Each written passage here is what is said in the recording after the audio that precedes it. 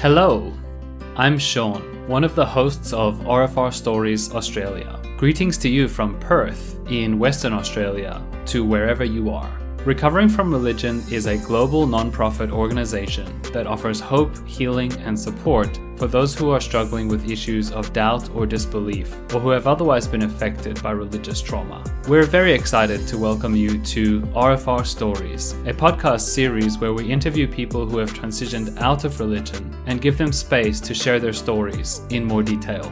These are long-form interviews that can, depending on the story, go on for a few hours. We sometimes touch on sensitive topics, so listener discretion is advised. Also, any opinions or views expressed on the podcast are those of individuals and do not necessarily reflect the viewpoint of recovering from religion in general. Thank you for being here and joining us for this interview. We hope you enjoy the program.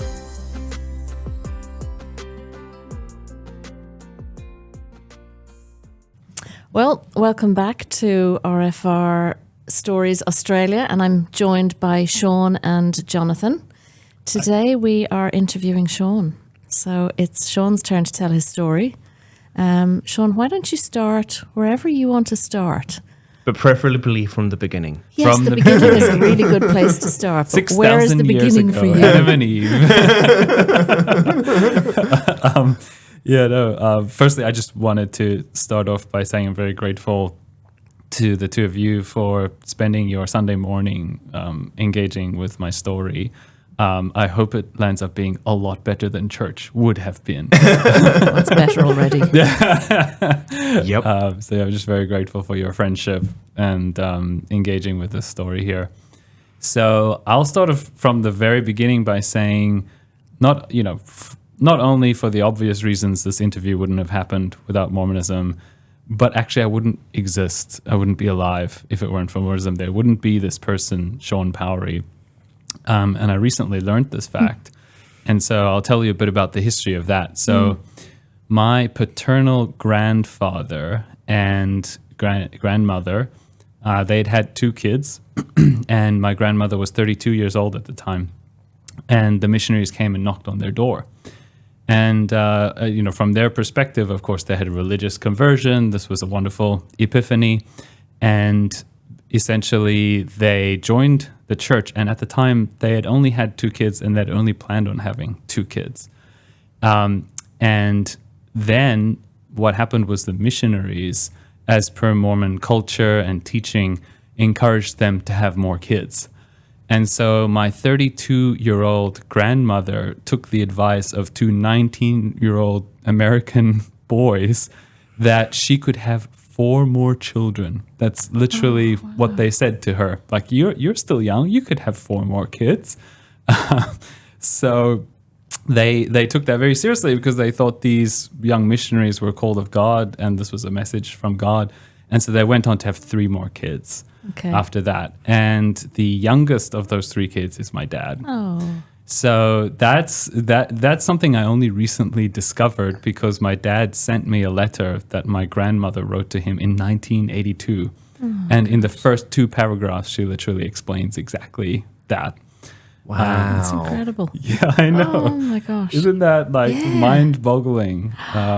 That is. The best bit of that is the 2 19-year-olds giving her permission to have more children. Yeah, no, it's more than permission. It's like not even more than advice. It's like, this is what God wants you to do. And that's the part that sort of blows my mind and is so astounding in how we impute authority onto certain people. Yeah. In this case, these 19-year-old elders who thought it was appropriate to give advice to a 32-year-old woman, mother of 2, that she could still have another 4 kids. Right? And they actually mentioned this elder by name. I forget his name, but they're like, Elder so-and-so. And so it was a particular missionary that had this deep impression on them and converted them to the church.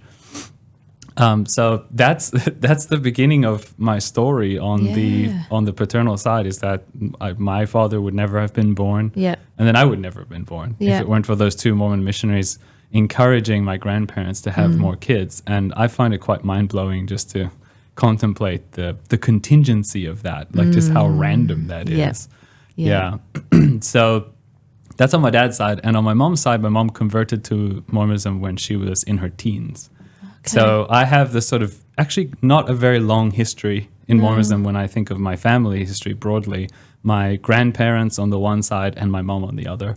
So it's just single generation, really. Do Mormons often talk about what generation Mormon they are? They do. It's a big deal for Mormons, especially in Utah, where a lot of people are so-called pioneer stock, which is, I don't know how familiar you are with early Mormon history, but in the 1800s, the Mormons were persecuted on the east of the United States, mainly for being a bunch of weirdos and starting a fake bank and stuff like that, like a fraudulent bank, and doing all sorts of illegal stuff, and just being oddballs. So basically, they were persecuted a lot, and that obviously feeds into the Mormon persecution complex quite a lot. And those people are all Satan, and they migrated in this grand migration from the east to the west, and they settled in Utah, and they founded that area essentially. So that's why Utah is now something like 50% Mormon, but it was even higher in the past. And so a lot of modern Mormons will trace their heritage back to pioneer stock, and those are considered the purebred Mormons, whereas we're just a younger generation. So when would the Mormon Church have started? When was that? When did it officially begin? Yeah, I should know the year, seeing as I was a missionary for 2 years. It's early 1800s, 1820s, 1830s. Yeah. About the same time as the Jehovah's Witnesses, isn't it? So many of those religions all came out about that same time. It was, And the Seventh-day Adventists as well. absolutely. A ton of them. They all came out after the Millerites and all that sort of stuff. Yeah, tons of religions started at that particular time. There's even a phrase for the exact kind of era. It's called like the Second Great Awakening or something like that. It's like a grand religious revival in the eastern United States in the 1800s, and we're still feeling the effects of that all these years later. Well, I think as also just historically, it's interesting because at that time, science was dispelling a lot of mysteries. A lot of things were being figured out by the 1800s science, and so it was again this kind of backlash against that. Interesting, yeah. So that's the brief history of my parents. So then fast forward to when I was born, my parents were both already Mormon and had been converted for a while. So my early memories of church were literally of the benches of church that I used to crawl under. And that's what church meant for me as a 2-year-old or a 3-year-old or even a baby, is just these benches and a bunch of people just sitting there all the time. So that shows just how much from the cradle it is. Like there are these giant people around and these benches that you can crawl under. Fast forward a couple of years and I can see evidence of the Mormon worldview already settling in from a very, very, very young age. So there's this picture I once drew in church. I love to draw mazes. And in the middle of the maze, I draw a little car. And then I draw this maze that has 2 exits. And on the one side, it would say good. And the other side, it would say bad. That was that's the summary of a 6-year-old's religious worldview. It's like there's you in the middle and this complicated maze. And then either you're good or you're bad. It's as simple as that. Yeah. I love as well that it's like a complicated, like you might find yourself going down the path and like, uh-oh. And then, oops, now you're at the bad exit. It's such an interesting little diagram I made when I was a 6-year-old that really speaks to that indoctrination. So, fast forwarding 8 years old, I decided to get baptized. For Mormons, it's generally the case for young kids to get baptized at 8. That's like your standard thing. It's not like the Jehovah's Witnesses where it's a bit more flexible in terms of the time frame that you get baptized.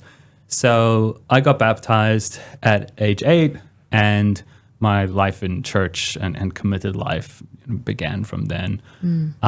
Fast forward a couple of years, and the memories start to become a lot more abundant as I enter into my teens. So when I was 9 years old, I didn't mention actually that I was born in South Africa, in the north of South Africa, in an area called Pretoria, a city.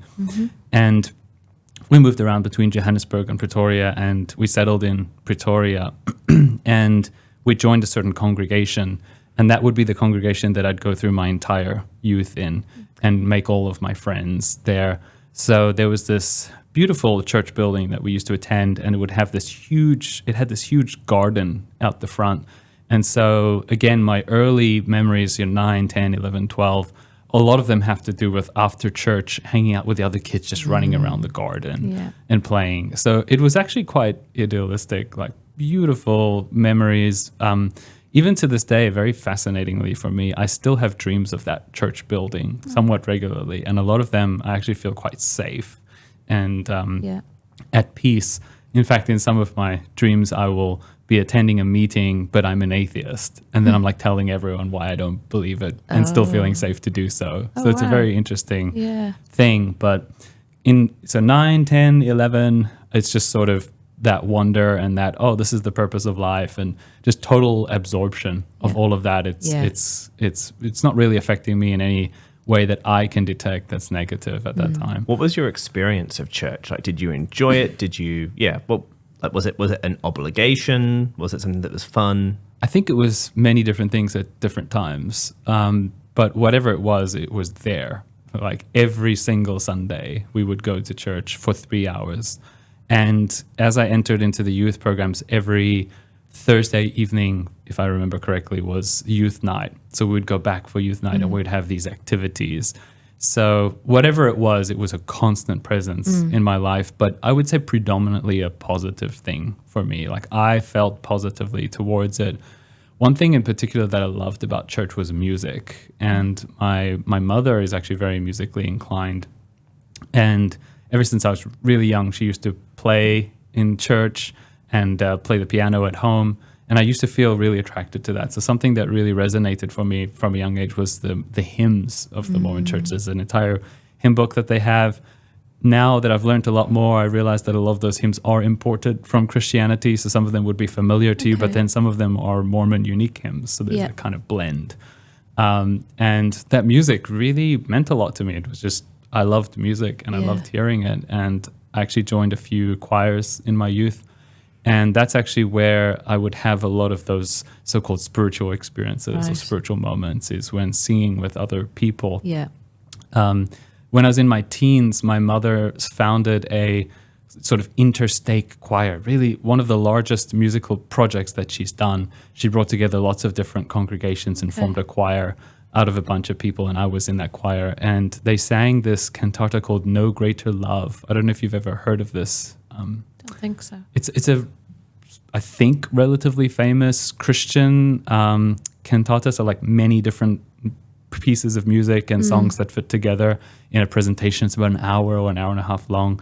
It tells the story of Jesus. Oh, okay. That rings a bell. Yes, maybe I have heard of something like that. It's pretty stunning music, actually. Slightly going backwards, you said interstake. Stake is like a division of area for Mormonism? Yeah, so we should probably define some terms. So a ward is a local congregation, and then a stake is a bunch of wards in a geographical region. Almost. So, so that's in Jehovah's Witnesses, it's congregations, circuits, districts. Circuit, so it would be a circuit. Yeah. I mean, we should come up with a table somewhere on the RfR website. There's probably Is equivalents. this the equivalent to this in this religion and this in this religion? Because they're all very similar, aren't they? Yeah. Can you, if you don't mind, Shawn, give us a little bit of an idea of the doctrines of Mormonism, like in like 5 minute little pitch on Executive Mormonism? summary. Because having grown up as a Pentecostal Christian, to us it was like the Mormons, Jehovah's Witnesses, they're all wrong. None of them have the truth. They're not Christians, and yet the more I hear about them, the more similar they are. They just have these little differences that, of course, the Christians would say, well, that makes them wrong. They have this other text or this other prophet or whoever it is that claims to be more than Jesus or additional to Jesus. So are you able to give me, and probably other people watching and listening as well, maybe an idea of what Mormonism is in a nutshell? In a nutshell. Yeah, no, totally. So Mormonism is like Christianity 2.0. That's the pitch from Mormonism. And the Mormonism it's an improvement on Christianity, it's an upgrade, okay? It's an upgrade. Of course it is. First we had the Old Testament, then we had the New Testament, then we had... The fundamental Mormon worldview is that when Jesus came, he founded an actual church or religion. Like they place a lot of emphasis on a church or an organization that represents God or Jesus. Okay. And so Jesus founded a religion, and Paul was part of that, and he was the first prophet, and things were going all right. But then there was a kind of apostasy from that truth. I don't know to what extent modern Mormons would frame it as an apostasy. They might just say, oh, there was a falling away from the truth. But basically, the view is that as the Catholic Church rose and organized a lot of Christianity, then that's when we kind of got away from the truth. And I know that's a worldview shared by a lot of Christian religions. Yeah. The Catholic Church is just kind of the enemy from the perspective of many. So that's a common worldview. But then what happened is, from the Mormon worldview, that, okay, so we realized that the Catholics were wrong, but then what happened is there were a lot of reformations. And these reformations are the Mormon perspective of what your religion was. Like you did realize that the Catholics were off, but you reformed into something else. But what was actually needed was a restoration, not a reformation. Of course. Okay. So that's the fundamental belief that undergirds, even missionaries. If they teach you the first lesson, they'll teach you exactly that. Okay. And so what was needed was a restoration. We didn't need people to reform it using the thoughts of man. We needed God to reveal his truth once again and to have apostolic ministry from actual authorized apostles and prophets of God.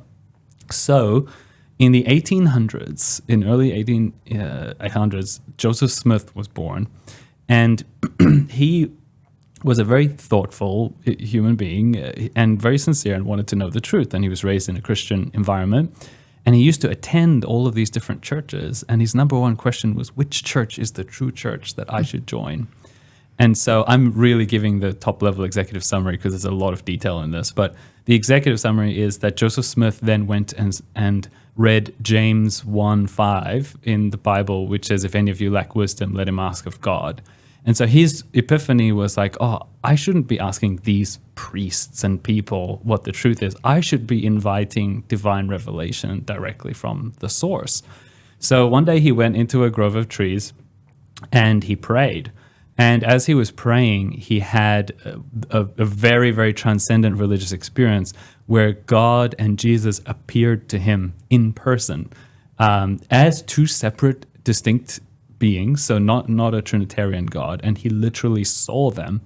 And they said to him, God introduces Jesus and says, this is my beloved son, hear him. And then now Joseph Smith is being called as a prophet to restore the true church of Jesus Christ on the earth. And then not only is he called to do that, but now he's given an additional record witnessing of Jesus. So as it turns out, this is the part where things seem ridiculous and incredible to outsiders, but for Mormons, it's truth.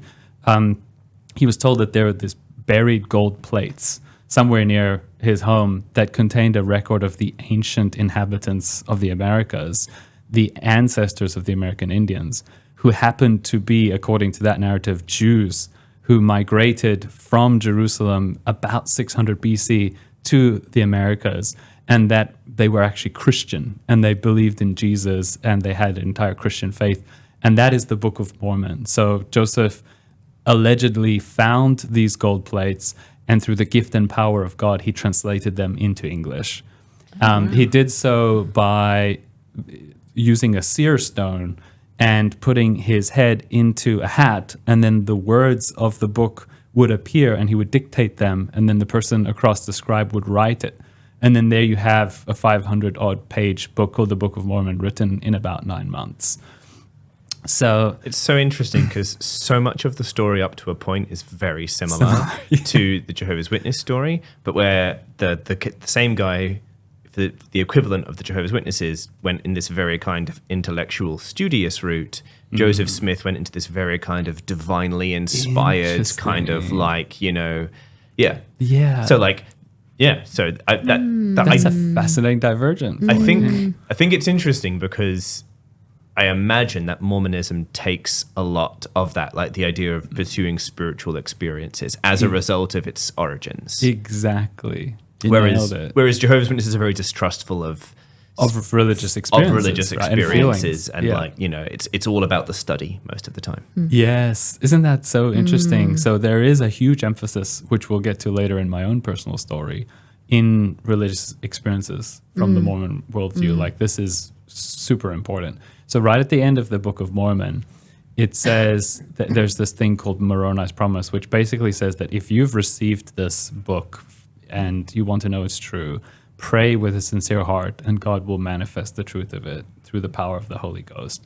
And that's described often as a kind of burning sensation in your chest, that when you read the Book of Mormon and you pray, you will have this epiphany, you'll have this spiritual experience, this warmth in your chest, and you will know by revelation that the book is true. And so that's one of the foundational premises of the entire, they call the Book of Mormon the cornerstone of the Mormon religion. The entire truth or falsity of it falls on that. And that's why, I'll get to the stories later of my own journey, but as it turns out, I'll tell you right now, as it turns out, this is very interesting and exciting. There's a gentleman by the name of Simon Southerton who lives in Canberra, who's a geneticist. And in the 90s, he did research on the Book of Mormon's genetic history, because it claims that Jews traveled from the Middle East over to the Americas.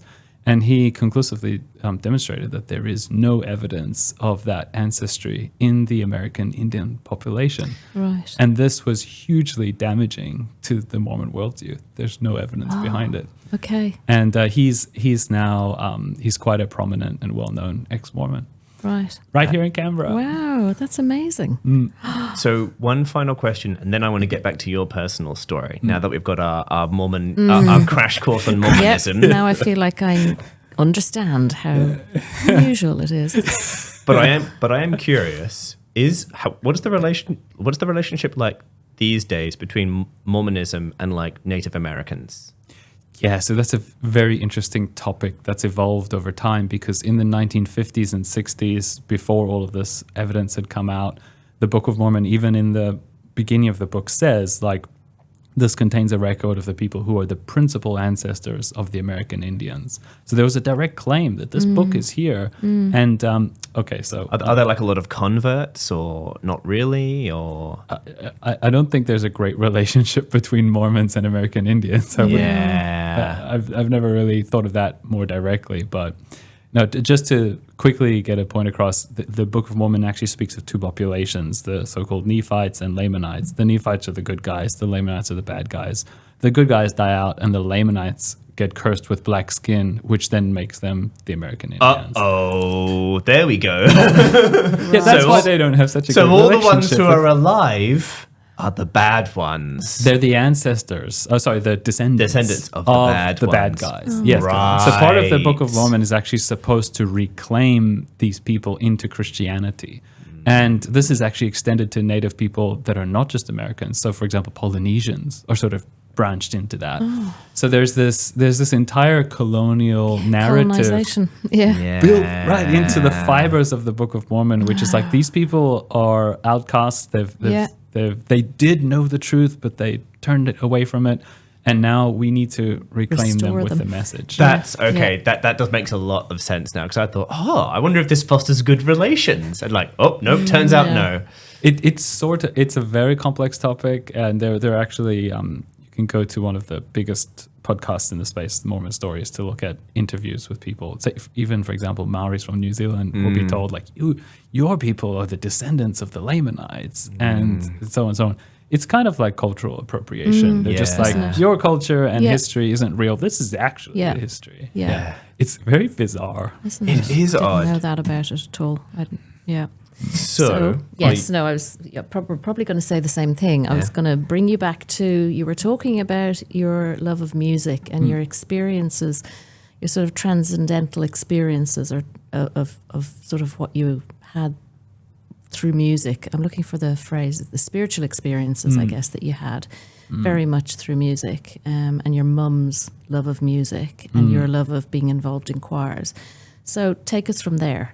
Yeah, okay. So that's sort of in my teenagehood, and that revolves around my teenage experience in Mormonism. And the summary of my teenage era in Mormonism is that I felt it was quite positive at that time for me. I will, from my present perspective, add a bunch of caveats to that. But, it was, let's say, it involved a lot of positive things. And I'll openly acknowledge that. What it unfortunately didn't involve was a healthy worldview about sexuality, which is very common in religions. Yeah. And so I remember specifically when I was about 11 or 12, I attended this young men's camp, and they told us, don't ever masturbate. I didn't even know what that word meant, right? I had absolutely no idea. But there's a ton of shame and silence and secrecy around sexuality, and then a ton of like message: don't ever have sex before marriage, don't ever masturbate. And that definitely affected me in ways that I only would later retroactively understand more clearly, because obviously as a young man just developing naturally sexually, if you have no idea what masturbation is and you just have your ordinary development happening, then it just adds a lot of chaos into your life, a lot of rage, a lot of repressed sexual desire. And I'd only come to understand that a lot more deeply in the last few years as I went back and processed all of that, which we'll get to more when we get to my mission, because I have some very interesting stories when we get there. So just turning to the end of my youth, sort of 17, 18, 19, a couple of things start happening there that give it a lot more flavor. So I'd say the earlier youth was pretty good, and youth programs were good, and had a lot of close friends from church, many of whom I'm still connected with to this day. I had friendships with different families who I'd go and visit. And so it was just a very warm and welcoming and a communal environment. And a couple of things start happening in sequence when I'm about 16, 17, 18, 19 that I'll briefly run through. When I was 17, my parents split up. And it was a long time coming, but in, I think the year is 2005, I was 17. And there was a period of about 9 months with a lot of conflict in the home. And so I was actually I was quite young myself as a 17-year-old. I'd say I developed, especially on the emotional side of things, I developed quite slowly as a youth for various reasons. This could include my natural personality. This could include the fact that I loved gaming a lot. And so I wouldn't really sit and process my emotions. I'd just sit there and game all the time, which, in extremes can be not great. So at this time, this is one of the interesting highlights of my story, is that I went and slept over at my friend's house, some Mormon friends. And on Saturday morning, one morning, my dad actually went to the temple. So maybe we'll talk a bit about the temple later, but the temple is a central piece of Mormon worship. And there's a ceremony that you go to that lasts for about an hour and a half that people regularly go to, maybe once a month or twice a month. And so my dad goes to the temple, so he's doing this religious worship thing. My mom calls me and says, it's time, we're going to leave. So she comes and picks me up, and then we pick up our stuff and we leave. So it's a crisis point for our family, and that affected me in all the standard ways that kids are affected by the separation of their parents. And is it, sorry to interrupt, are you the only child? Or yes, I'm an only child. I forgot to right. mention that, but yes. So it's a crisis point in our family, but not to mention that a central part of Mormon doctrine is the relationship with the family. It was very much not a story I was ready for, because the standard story is this is the family unit and we're going to be together forever and we're going to go to heaven together. And to have our parents separate was one of the first events that put a huge dent in that narrative of okay, this plan A isn't actually going the way it's supposed to. So that was a bit that would come to fruition later on and be part of my journey. Then when I'm 18, I actually get my first girlfriend, and we have a really good relationship as two 18-year-olds. We're still close friends to this day. And as young teenagers do, we start to spend more time together and experiment and get closer physically. And the relationship between Mormon doctrine and Mormon ideas and our relationship gets very, very messy and complicated. And she's actually, as it turns out, she was a convert to the church. So she joined, and she didn't have all of that sort of indoctrination. And so we get into a relationship that just gets quite complicated from a physical standpoint, because we're really attracted to each other and want to explore that. But then there's just tons of shame, especially on my end, more on my end than on her end, I feel. But we sort of go down certain paths together, and it's just it's just a mess in my head. It's just absolute chaos. And we'll get to that later on my mission, but we'll set the scene by just saying that we had a relationship that was a really generally good relationship for two teenagers to have, with all the things that teenagers go through in teenage relationships. And it was actually a very healthy and helpful thing for my life. But then later on, it was just tarnished by my mission, which we'll get to. So you're with me so far? Yeah, ready we're with you. Ready to get to the mission. Okay, So you're 18, 19? I'm finishing high school at 18, and we haven't spoken. Oh, there's one more thing I wanted to get to before we get to that. One of the things that I will put on the harmful side of the youth experience in Mormonism is something called early morning seminary. So during my teenagehood, throughout my high school, every morning I would wake up at 5 o'clock in the morning and I would drive to a person's house and we would have an hour of religious instruction. Every morning? Every single morning during the school term. Yeah. Was that something that was required? Yes. Okay. Yes. So everybody did that? Pretty much everyone did that. Right. Everyone in our congregation would go to one lady's house. She had a room that was set up just for that. Oh, wow. And we would all just sit there and be on the receiving end of that indoctrination. So just in terms of activity now, we have 3 hours on a Sunday. We have your daily scripture study and prayer. We have family home evening on Monday evenings. We have youth on Thursday evenings. And then every morning of the school term for 1 hour is seminary. That's a lot. Yeah, it's a lot. And it's one of those areas where I think the dial starts to go more towards harm because of various reasons. But one that I only learned about a lot later is I read this fantastic book by Matthew Walker called Why We Sleep. And it speaks about how our sleep schedules change as we age. And in particular, it mentions that teenagers naturally, organically tend to go to bed later and wake up later. Yep. And so what early morning seminary did is just cut right through our sleep at the same time every day. And we would go there and we were all exhausted. A lot of the time we would actually be lying on the desk because me and my friends were just so tired. Yeah. And then the teacher would get really angry when we were lying on the desk and not paying attention to her. Yeah. And so she would get upset and get angry. And then we felt we had to manage that by reacting and responding. And then, of course, there's all the teaching that she would give us and the exams, like religious exams, like you need to give the right answer here. And we'd study all the different books. So we'd study the Book of Mormon and then some other Mormon scripture and then the Old Testament and then the New Testament. Each year we'd do a course on each one.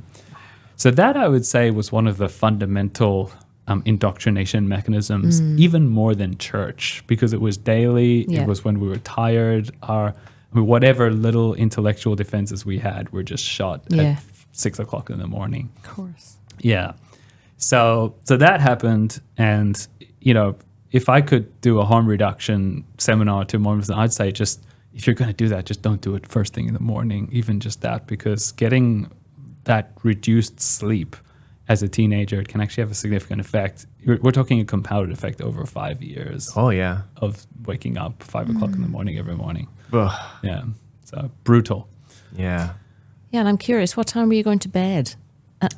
To be able to get up at 5 o'clock in the morning? I think I used to have to go to bed 9:30. Yeah. But I'm not sure if I did. Isn't it? Yeah. Yeah. I'm not sure if I did actually do that. Yeah. As a teenager, I certainly wouldn't have. I would have just stayed up late, gotten up early, been sleep deprived the whole time. That's what I would have done. I think I did that anyway as a teenager. Yeah. Well, Yeah. most teenagers do. I mean, that's why many of them struggle to get up to go to school because it doesn't fit with their Natural sleep rhythm. Rhythm, that's right, at that age. So fast forward, now we get to one of the key cultural phenomenon of Mormonism, which is the mission experience. So throughout my life, as I was being raised in Mormonism, there was always an expectation set that one day you're going to be a missionary. Even when I was in primary, which is like for the young kids, there are songs that go, this is the lyrics, I hope they call me on a mission when I have grown a foot or two. I hope by then I will be ready to teach and preach as missionaries do. So there's this indoctrination from a very, very young age. You are going to be a missionary one day. That's a key part of your experience. And it's often framed as the best 2 years of your life. And it's impossible to understate how huge it is for Mormons. every young man is essentially expected to go on a mission, and for women, it's optional. Okay. So I, being the true believing Mormon that I was, I never had a doubt that I would go on a mission. But in the privacy of my own heart, something which I couldn't even acknowledge at the time was that my entire teenagehood was shadowed by this dread of my upcoming mission. So I never told anyone, and I didn't even register it myself at the time. But I do recall just a few weeks before my mission one day, like driving across a bridge and then just stopping and then looking at this highway in front of me, like at nighttime, and just feeling this terrible sense of dread that I was about to just leave my home. Because mission, as we'll explain, pretty much all missionaries will leave their home and go somewhere else, often overseas, to be a missionary. So I believe very strongly that I should go on a mission, and I sign up. And so I don't even think much about university or my future. Yep. In fact, I'm so hyper-focused on preparing for my mission that the rest of my life just gets cast aside, and it's only mission. So I'm imagining most Mormon boys do their university stuff after the mission? Yes. Yeah, okay, Yeah, cool. Majority. So the standard age when I was there was 19 to go on a mission. And then they've since dropped it to 18. They did it because of the dropout rate of kids. They wanted to get them to go earlier. Oh. So those kids, any kids who just happened to take a gap year were sort of not going on their missions as much. So they dropped the age. So now the year is 2007. I've finished high school in 2006. And I'm preparing to go on a mission. And, it's, as I said, there's a lot of dread, but it's in the secrecy of my own heart. Everyone just keeps telling me how wonderful it's going to be. It's the best 2 years, etc. So the day of my mission finally arrives, and I am assigned to go to Manchester in England. So the scene in the airport when I'm leaving South Africa still sticks with me because all my family and friends were there to see me off. And I'm walking away from them, and I just know in my heart that this is true, that this is the gospel of Jesus Christ, that everyone needs to know this. And then I'm doing the most important thing that I could be doing with my time. There's not a shadow of a doubt at that point in time. I just know that this is right. So I turn the corner. I'm almost in tears from saying goodbye to everyone, but I never quite process that. There's not much space given to grieve the loss of your teenagehood and your friends. There's not much ceremony around that. It's just sort of hop on the plane and go. Yeah. And so I hop on the plane and I land in England, in Manchester. So I am taken to a place called the Missionary Training Centre, or MTC, in close to Preston. I don't know if you guys know where Preston is in the UK, in the north. So it's said that it's either raining or it's going to rain in Preston. That's kind of how the weather is. I lived in Manchester for a few years. So yes. Wow. Very wet, very cold. Yes. So it's quite bitter. Yeah. And I'm there in it's actually a small place called Chorley, which is not far from Preston. The Mormon church owns a complex there that has a temple, a bunch of admin buildings, a chapel, and then the missionary training center. Okay. And by memory, I think this is the only one in Europe. So a missionary training center is this building where all these 19-year-old kids come at the beginning of their missions to get trained. There's a massive one in Provo, Utah.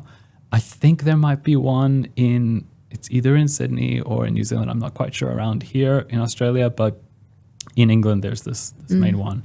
And so I spend 2 weeks, 2 or 3, I forget, being trained as a missionary with a bunch of other missionaries. In the beginning, it's more or less okay because there's a whole bunch of us. We're all 19. We sort of get into a bunch of jokes and get to know each other and form these friendships. And all of our meals are prepared for us. And we're just sitting in these classes every day being taught how to be a missionary. And it's more or less okay. But, and this is a crucial, interesting point that's a key part of my story, I start keeping a daily personal journal at this point in my life. You're encouraged as a missionary to do that. Okay. So I start keeping a journal and I record. And when I go back and read those entries, I can actually feel into all that I was experiencing at the time. And it's clear there's a lot of sadness and homesickness going on for me. I missed my girlfriend, and we'll get to how we broke up in a minute, but I missed her. And I just missed everything about my previous life. And something I forgot until I reread my mission journal about 2-3 years ago was that one night at about 3:00 in the morning, I wake up and I can't sleep. And I sneak downstairs from the bunks through the silent corridors of the MTC, and I find a computer that's unlocked. And I load up my emails because I'd been there for like 2 or 3 weeks and had no contact with family or friends at all. And I was really missing them. So I load up my emails and I send off a couple of emails and I receive a couple of emails, and no one knows that I did this naughty, naughty thing. Are you meant to kind of just be completely focused on your training for like that 2 weeks? That's right. So you're not allowed to have kinda sealed off? contact? Yeah, so just the rules have changed and softened over the years, but when I was a missionary, you were allowed to call your family twice a year. Mother's Day and Christmas. Twice a year. Like during your mission, I thought not just the training, the whole mission. The whole mission. And you are allowed to write letters, physical letters, and you are allowed to email once a week. But that's softened since then. I think they allow more calls now or something. That's so strange. What's the rationale? It's just you're supposed to be exclusively focused on the work that you're No doing. distractions. Yeah. Yeah. And, I want to maybe explore it even a different time, maybe here in Perth in a presentation, talking about Mormon missions in more detail. But in my view, this is the key mode of indoctrination for young kids. The going on a isolation. mission. Yeah. So you're cut off. Your attachment to everything that you love and care for is cut off. And you form a new attachment to the religion, to Jesus, to God. With no acknowledgement that actually you've been cut off, or you've had this sort of isolation sort of happen. It's just happened to you, and you're expected to just be okay with it. That's right. There's not even acknowledgement or validation of feelings of sadness or homesickness or loneliness or any of those things. And I'll get in a moment. Those things are reframed as signs of unworthiness, which I'll get to. Oh, okay. So basically, I'm in the missionary training center, and I'm more or less okay because there are people around me, but there is a lot of homesickness.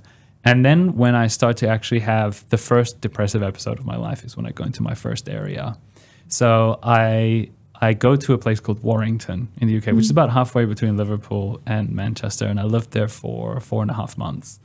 And I'm given my trainer, which is a missionary, a more senior missionary. He's actually still a friend of mine. He's from Norway. And he trains me to be a missionary. And he's a very disciplined person.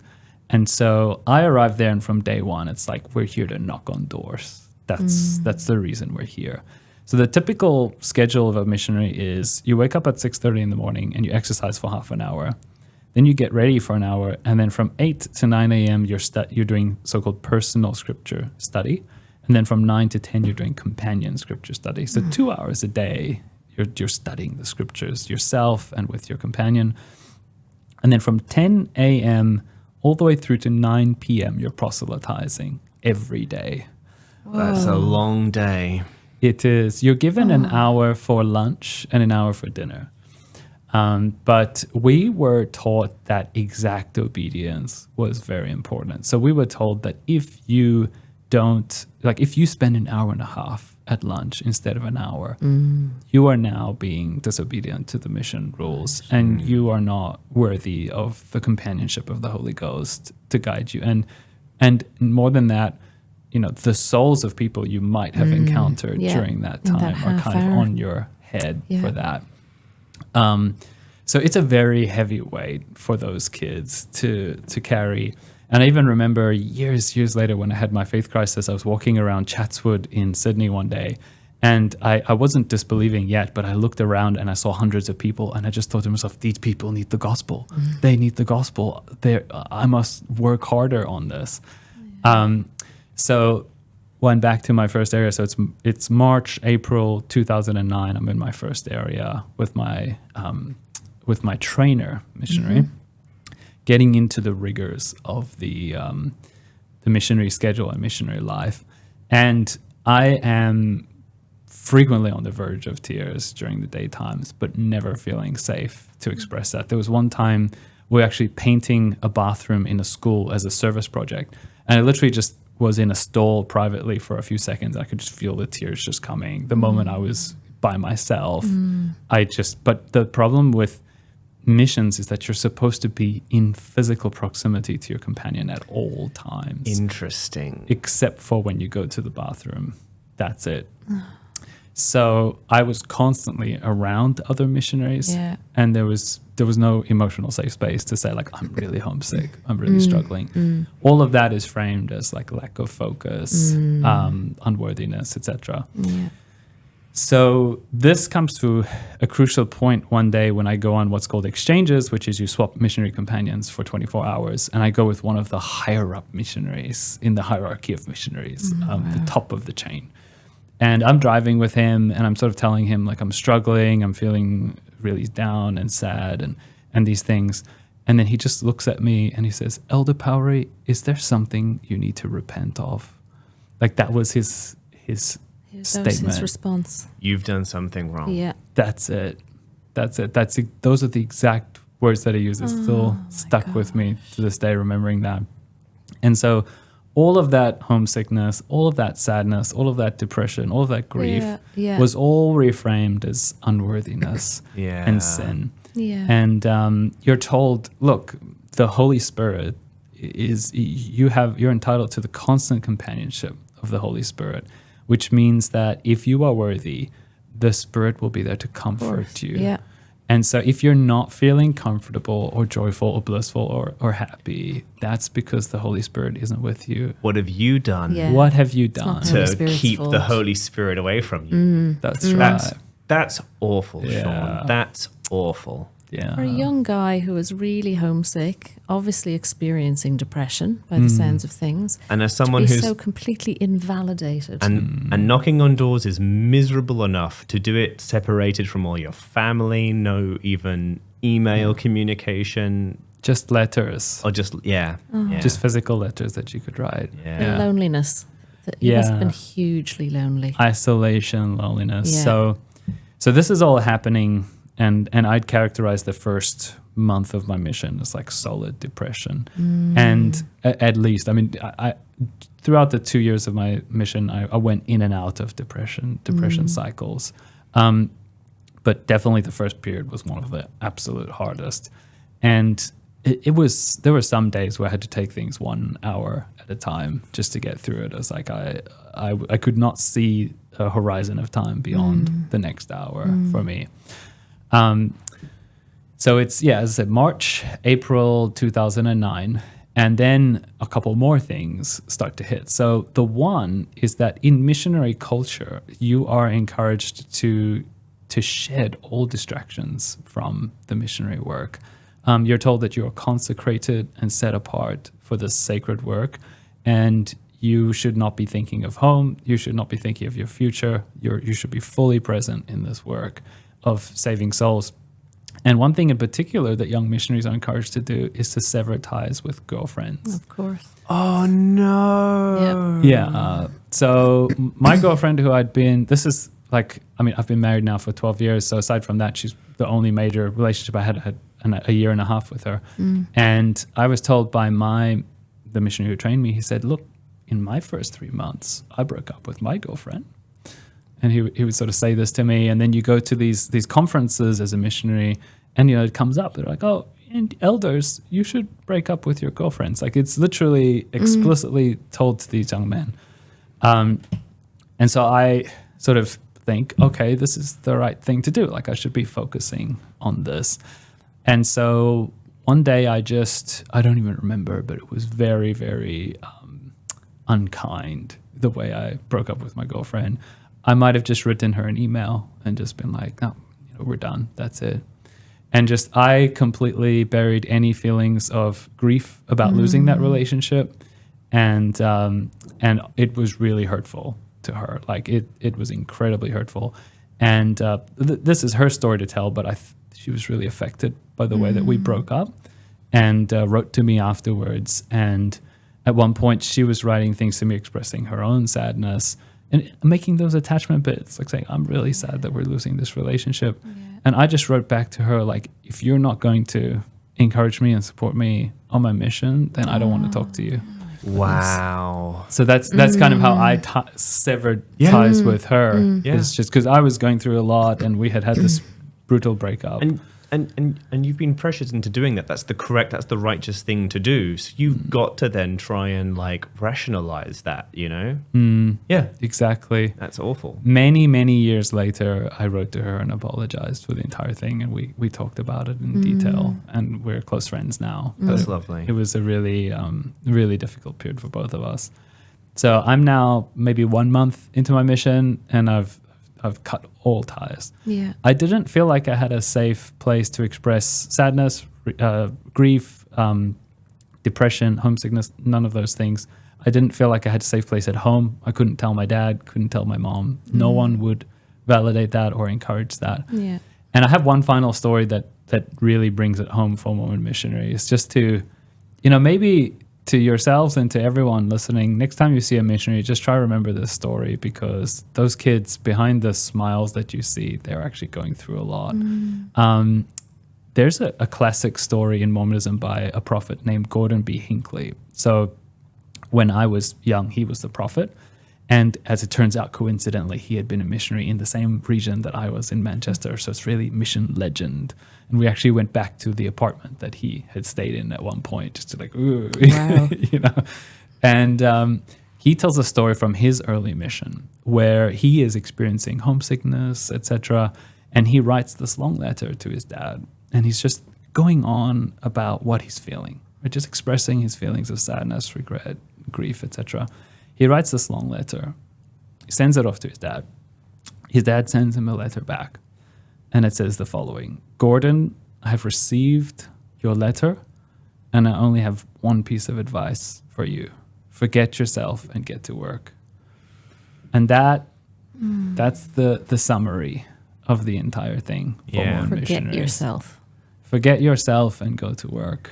Just push it all down. You don't really matter at all. Yeah. You don't matter. Your It's feelings don't all matter. about the work Yes. that you're doing for God. Yes. Yeah. Exactly. That's all that matters. And this story is legendary amongst Mormon missionaries. It's told from the pulpit. Yeah. So this is how, if you want to be well, if you want to be happy, if you want to be feeling the Yeah. spirit with you, get to work. Repress those emotions. Yeah. It's always a good and healthy thing to do. As we well know. Yes. So that's the entire framing, and there just wasn't a single human being in my life at that point who had those healthy emotional skills to sort of associate with what I was feeling, and I never felt safe around anyone.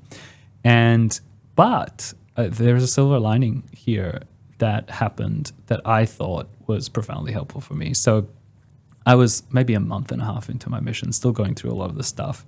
One day I go to the post office and I buy just a lined book, just plain book, and I start to journal. And I sit there every night and I just write for about an hour, like what I'm going through, what I'm feeling. I write stuff about my home that I miss. I write stuff about my friends. I write my friends' names down. I write funny memories. I just write all these sorts of things down, and I fill pages and pages and pages of this book. And I still have it to this day. And it's really, really beautiful, because it's like the preservation of a core of me that was being repressed and had nowhere safe to go. And so I turned to the journal to express all of that. What prompted you to do that? Just an instinct, I think. Just an instinct that there was that need. I had that deep need, and there was no one around to talk to. Wow, it's amazing that you just thought of doing that in the midst of everything. I mean, in general, Mormons are encouraged to do journaling, so it's something that's in the environment. Okay. And when I was a teenager, I had done some journaling, just not to that extent. Right. But now it became a central part of my life it would have been. during the mission. And as it turns out, from then to this day, I've kept a daily journal my entire life. Wow. So it's become like, that's Fantastic. where it got Yeah. channeled. Yeah. All of that emotional safety got channeled into the self. It's like, I'm safe here in my own company, in the privacy of my own journal, to express myself. Yeah, and it was your way of expressing yourself, the only way you could, really, by the sounds of things, because there was nobody around to be yourself with. Yeah. Yeah, exactly. So the journaling has stuck with me as something that I still value, and I still think is a very healthy thing Yeah. that I picked up. And that's how it worked. Like, that was as it were, my attachments all turned inwards. Like I'm safe here with me to celebrate my life, to mourn, to grieve, all of that stuff. And those journals, they're really precious to me and they're really beautiful.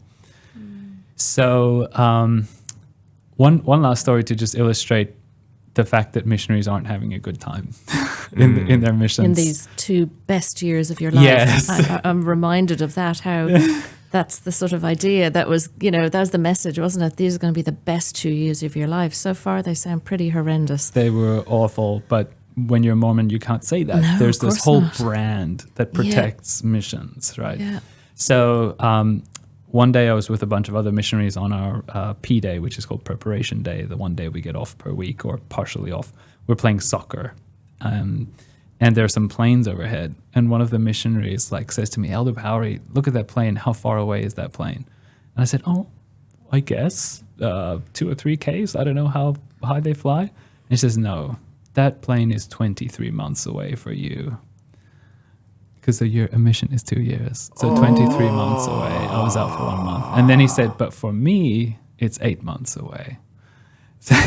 What a little shit. What an awful thing to say to someone. So cruel. That was the culture. That was the relationship with missionaries and other missionaries. Yeah. I guess they're all. It was said as just a cruel joke. Yeah. Yeah. I'm sure it wasn't meant to be incredibly cruel. I guess it's also very much kind of like all of these boys, probably all of them real unhappy, just finding ways for their emotions to get out. Yeah. I can imagine that's a very kind of bros being mean environment. Yeah. Was it mostly men? I mean, obviously, you said earlier, young men had to do it, and young women had an option.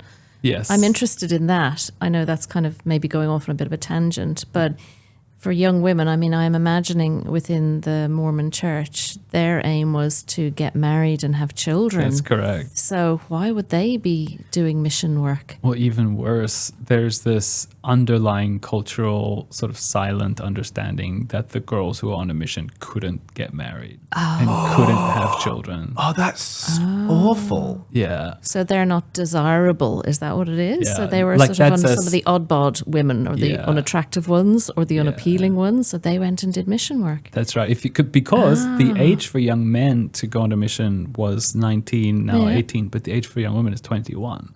So they actually pushed that age back so that you have time to get married. And so if you weren't married by 21, you're a bit of an old You maid. can choose to go on a mission. Yeah. And I think that's just profoundly shameful. Like how that, I think it's like anything I'm saying now, of course, if my Mormon family would hear it, they'd say, no, that's definitely not the case. No, but it's course very not. much a subtle underground feeling that people have. Oh, yeah. Yeah. There's the party line and then there's the actual culture, what everyone thinks course. of the thing. Exactly. Absolutely. All the unspoken rules that everybody knows to be, the Absolutely. way things are. Yeah, absolutely. So I could I don't know how long we even want to talk about my mission. I love talking about it and could talk about it for a long time. I am fascinated. Yeah. Keep okay. So you've done 1 month. Yeah, we're still well in the beginning. Yeah. So and I know that your life gets also it doesn't stop being interesting after your mission. I'm sure there's a lot you want to say after that. But yeah, give us a bit more of the rest of the mission, probably in a little bit, less detail, but I would love to hear some more about the mission. Yeah, so there are a lot of stories I could tell. I mean, it's 2 years of my life, and 2 years I was doing absolutely nothing else but that. Yeah, well, I mean, so yeah, you've really impressed upon me that first month as just being truly awful. And difficult. Was it just, and you said that it was sort of up and down. Yeah, it was up and down. Things I got acclimatized to the mission over time. I still think there was an underlying anxiety and depression throughout the mission. I mean, the culture just promotes that. Like, you need to be working all the time. You can't stop. You can't slow down. So I'd say that was all throughout, but it came and went in waves depending on the circumstances. So, for example, in one area, there was a vibrant community of young adolescents in that area. In the church, people in their 20s, unmarried, what we call YSA, young single adults. So we would get along well with them and hang out with them a lot. And so in that area, I had more community and I was feeling a bit better. But then as I moved on from that area to a new area that had a lot less of that vibe, then my mood would sort of plummet and my experience would go down. Obviously, weather was a factor, like the English summers when we were riding around on our bikes could be quite beautiful at times, whereas the winters were really bitter and cold. And we were out there, I mean, when the sun was going down at 3, 4 p.m. and we were out there till 9 every day. So we're in the miserable. Darkness an awful lot. Old and miserable. Yeah. Did you get on okay with most of your partners? Yes, for the most part. I mean, it's a pressure cooker living with someone 24/7. You're just put with this human being and you're not allowed to be out of eyesight with each other all the time unless you go to the bathroom. So you have exchanges sometimes where you swap companions for a day, but it's tough. Like, And you're sleeping in the same room? Are you all Same sleeping room. like dormitories Yeah. or something like that? actually, is the church rents these small apartment units okay. throughout the areas that they operate. And then you sleep in the same room? Yes. So you sleep in the same room. You have basically no privacy, privacy at whatsoever. all. Yeah. And you don't really have a lot of free time either. No. So on Wednesdays, when I was there, that's called P Day. You have from 10 a.m. till 6 p.m. to do your grocery shopping and your laundry, and then a bit of recreation time. So you could play soccer, which is what we did most of the time. Yeah. Or go hiking sometimes. Yeah. But the vast majority of the time, we were out knocking on doors and trying to teach It's people. not about having fun, is it? Fun is not part of it. It's about working hard. I would say the only major difference between this and a military service is that factor of your life being in danger. Like the discipline was there. Of course, it's not as physical perhaps as a military service might be, but the discipline was there, the time that you need to be working every day. And there's maybe they're trying to, the process is maybe attempting to bond you through trauma. Yeah, that's right. It's like a shared experience. Like, and not, we haven't even touched on the rejection that missionaries face. So you're out there in the world being rejected constantly by everyone else. And then the only safety you have is back at church, back at in your scripture study or whatever. And so it really establishes this attachment with the church as being the only healthy place and only safe place. And everywhere else is just constantly rejection. Yeah. And being laughed at, I imagine, as well. So sort of humiliated. Yeah, and sometimes I was physically assaulted twice on my mission, actually. So one time it was just a bunch of teenagers throwing rocks at us, and like I had the presence of mind to walk away. My companion at the time was very young, and he had no idea what was going on. I was like, "We're having rocks thrown at us. We should move." Yeah. But then another time, I was actually knocked out by a guy in Manchester who assaulted me on his way to go rob the liquor store. Oh, okay. We have more important things to be doing. Incredible. Yeah. So basically, now we're in my first area. I'm sort of acclimatized or adjusted. What I start to find solace in is the quiet of the evenings. So after 8 p.m. at homes, I used to really love the night. I used to grow to love the night because it was like the end of the day, things are quiet. And so I developed a love for night photography. I have a little camera that I carry around with me, and I'll stop and take these pictures of different scenes. And they all have a deep melancholy mixed in with them because of what I was going through on my mission. And there's one particular photo that I took in the middle of winter. Me and my companion were waiting for the train. And then I take a picture of this train, and there's just the streaks of the train because it's a long exposure. And then there's him standing there. And it's a very, very melancholy photo to show like the loneliness of a mission, but then also the peace of the night, which I really grew to love. And to this day, I go walking almost every night as a habit because I just love the night. I find it very soothing. Did you ever have any companions you could kind of let your guard down around, or was there always this kind of feeling of like, or did you have to pick and choose? Yeah, different companions worked out differently, but I'd say on balance, my relationships were quite positive with my companions, and we got along well. One thing I enjoyed and grew to love was so-called tracked conversations. So we'd go knocking on doors, and when you're doing that for hours and hours a day, you entertain yourselves by talking. Oh, yeah. And so we just start talking about everything. especially we would love it when there was a new missionary because they could tell us the latest movies and the latest Harry Potter movie and the whatever and the latest games. And so we'd always be talking about like those things until one day our mission president has a changeover. So mission president is like a 60 to 70-year-old white guy from Utah most often who's in charge of about 150 missionaries. Yeah. And we have a change of guard because our old mission president did his 3 years and a new one comes in. And the new one says to us straight away, you guys can't talk about worldly things in your track conversations. So even that was taken away. Yeah. That was in the latter part of my mission. So did you have no idea what was really going on in the world? Like, did you have access to news or so no TVs, no radio? No movies, no news, Nothing. no TV, no media. The only books we were allowed to read were on a prescribed book list, which is all the scriptures plus a few Mormon books. Okay. And so writing in your journal, playing soccer, that's about it. That's about it. For and my night recreation. photography, And your night photography, and which the peace of the I got a night. lot of solace out of. Yeah. So if you don't mind me asking, Shawn, how, like, and you only have to share exactly what you want to share about this, but where were you at with, like, you know, your sexuality at this point in your life? Good segue. Yeah, great question. I think this is a great point to make about. So, okay. All right. Here's a. We're going to spend a bit more time on the mission here. This is a big one. This is a doozy. Yep. Okay.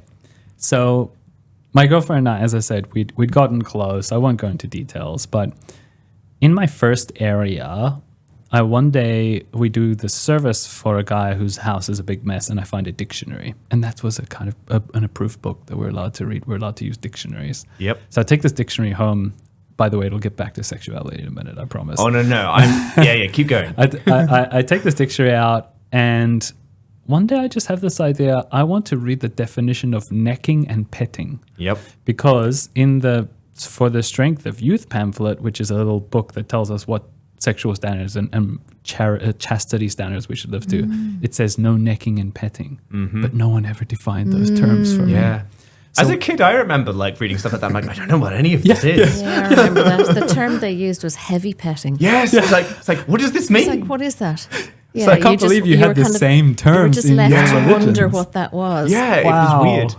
So what did the dictionary say? What did the dictionary say, Well, it Shawn? just defined them as what they are, like intimate kissing or this or that. I don't even remember the definitions. Yeah. But then as I'm reading this, I suddenly have a crisis of like a mood drop where I'm like, oh no, I did those things. Yep. And now I'm unworthy. Yep. And so it was a very poignant day of my life. I remember very distinctly. So I read this, and then there's just this plunge within me of shame and guilt and regret. And I'm out knocking on doors with my companion. This was still in my first area, maybe 3 months in. And just every moment was just shame piling on shame, piling on shame. And after maybe an hour of me just being completely silent and like looking at the ground, my companion finally asked me, like, are you okay? Like, is something wrong? And then I say to him, no, like, I'm not okay. Can we go back to the apartment? So we go back to the apartment, and I sort of say to him, I just read the definitions of this, the word necking and petting, and it said this, and I realized that I did this with my girlfriend. And he says to me, you should call the mission president to confess this. Oh my gosh. So how does confession work for Mormons-ish? So you have a one-on-one conversation with your leader. If you're a missionary, it's your mission president. Yep. And if you're before your mission, it's a bishop, which is equivalent to a Catholic priest. But it's not like the Catholic priest box where there's actual privacy and they don't necessarily know who you are. It's like a meeting in a room, much like this. And you're kind of required to do it. It's like you're not supposed to be like, you can't confess it just to God. Correct. You've got to go to. That's correct. So there are like certain classes of sins which you're told you can deal with God directly and receive forgiveness. Okay. But then there are certain classes of sins that require confession in Right. order to receive forgiveness. And among those are sexual sins, including masturbation. Yep. So there's me, like feeling all of this guilt and shame. And then it's about lunchtime on that day. And I call the mission president and I like basically just start weeping. And I say to him, like, I realized that I necked and petted. And then he starts to ask me about the details. So invasive. So not okay. Yeah. So he starts to ask me, well, okay, Elder Powery, so what did you do? I need to know because I need to determine whether or not you can stay on your mission. Jeez. Because if you did certain things, for example, having sex, you might not be able to stay on your mission. So I go into detail and I like tell him physical acts that we had done. And he says to me, I will have to reach out to my leader to see if you can stay on your mission. But you did the right thing by confessing. Just this cascading feeling of this is going higher up the chain, how serious this thing that you did. That's so awful. That's so this awful. thing that you did that was just so normal. It's such an... and And so now we're... healthy and so lovely. Yes. And yet now it's just so shameful. Exactly. They've turned it into something so shameful. These were some of the worst days of my life.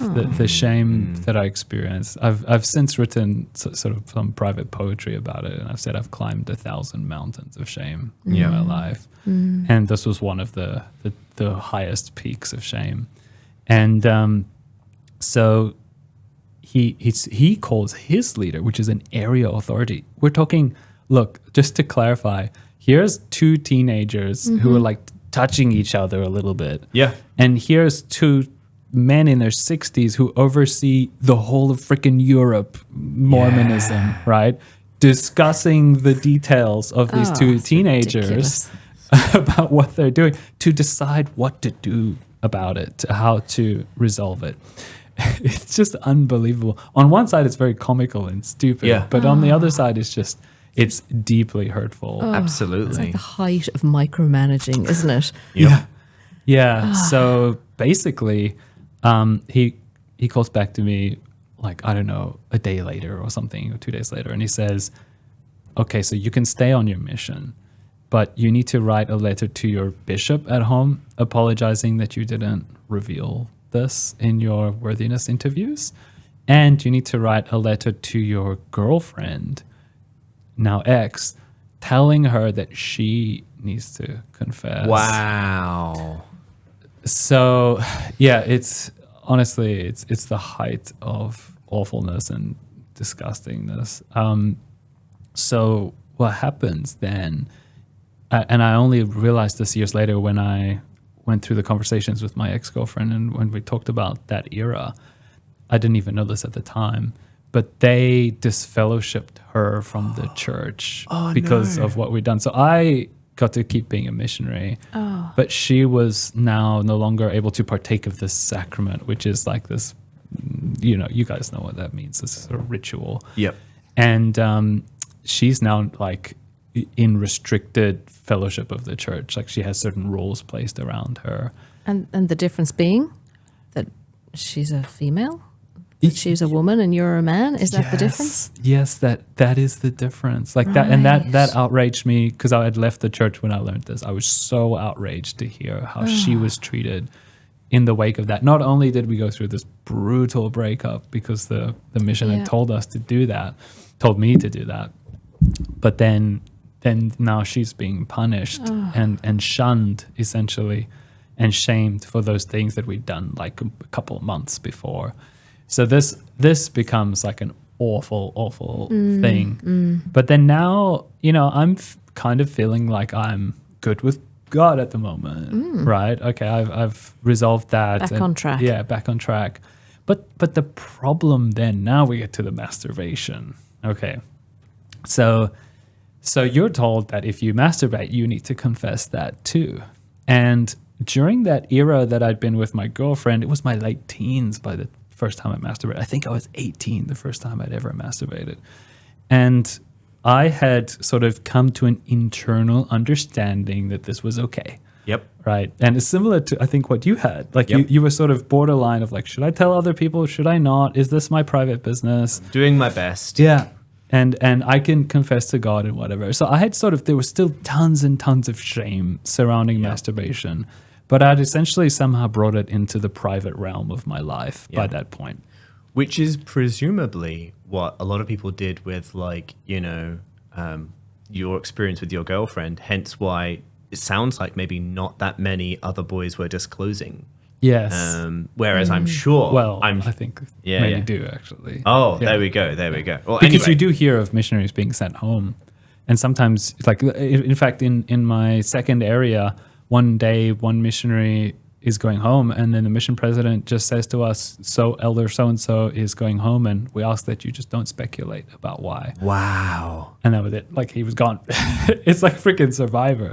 Crazy. Yeah. So anyway, going backwards, you've decided, this is just private. I'm doing my best. Yeah, so I've decided this is private, but now that I'd gone through that confession about all the girlfriend stuff, now I felt obliged to start confessing about masturbation. And so this started a cycle of my life that lasted probably 8 years. Wow. Of the masturbation confession cycle. Yep. So basically, I would go, and my mission was the peak of this. I would go maybe 2 months without masturbating or something like that. I guess that qualifies me to be some kind of athlete in retrospect. Dude, that's impressive. I never made it that. Yeah. If I went on those no-fap forums, I'd be like an elite member. They'd make you their king. So I would go sometimes 2, maybe 3 months without any masturbation. But just try to imagine the amount of pressure on a 19, 20-year-old boy in the height of sexual maturity. Absolutely. So I'd go that period, and I'd often have insomnia because I'd struggle to sleep. Because as I sleep, obviously you have ordinary nocturnal erections. And so I'd associate that with masturbation, and I'd be concerned about that. Again, you're sleeping in the same room as another person, so there's no privacy. And then what starts to happen is each time I do sort of, in the words that I use at the time, each time I fail, each time I sin and masturbate, I would then start to confess that to my mission president. And so this formed just a very unhealthy dynamic of like, so, holding it all back, repressing it deeply. And then one day it happens because it's inevitable, because how many months are you going to go without masturbating? Absolutely. And then calling the mission president to confess. And I would call him on the phone. And then at one point, he actually told me, I want you to call me weekly just to check in. So I would have to call this, again, 60, 70-year-old dude and tell him whether I'd masturbated that week or not. Yeah. That's so toxic. That's just so toxic. Yeah. It was awful. It was pretty brutal. Yeah, that is. It's again something that is so harmless. It's such a natural part of human sexuality. It's like, and it should be this like beautiful thing for as you're growing up, as your body is changing, you get to explore what makes you happy, and you get to explore your own sexuality, and you get to like. It should be this wonderful thing. It should be this natural thing. And religion just manages to wrap so much shame around what is just a very normal, natural part of life. Very normal process. Yeah, absolutely. And the damage to your sense of self in that as well is what's happening, isn't it? At such a vulnerable age. You don't know who you are. You've grown up in this environment of being sort of indoctrinated, being controlled and manipulated. This is just another form of that, isn't it? Of just keeping that going in your adulthood. Yeah. And so the shame, I imagine, it's not just about what you're doing. It's a whole sense of shame about who you are. Yeah. And as you said there, you used the word fail. Yeah. That failing each time. And failing is unacceptable. Yeah. And that's such an awful thing to place around something, Isn't because it? that's going to have all these knock-on effects to like your relationships with your partner and that kind of Huge thing. impact of that. Yeah. Yeah. So, your mission, we've seen a lot of ups and downs, and shall we so do you want to like kind of give us like how your mission kind of came to an end, that kind of thing? Yeah, sure. I just want to tell one funny story to lighten it up from the whole shame masturbation thing. Yep.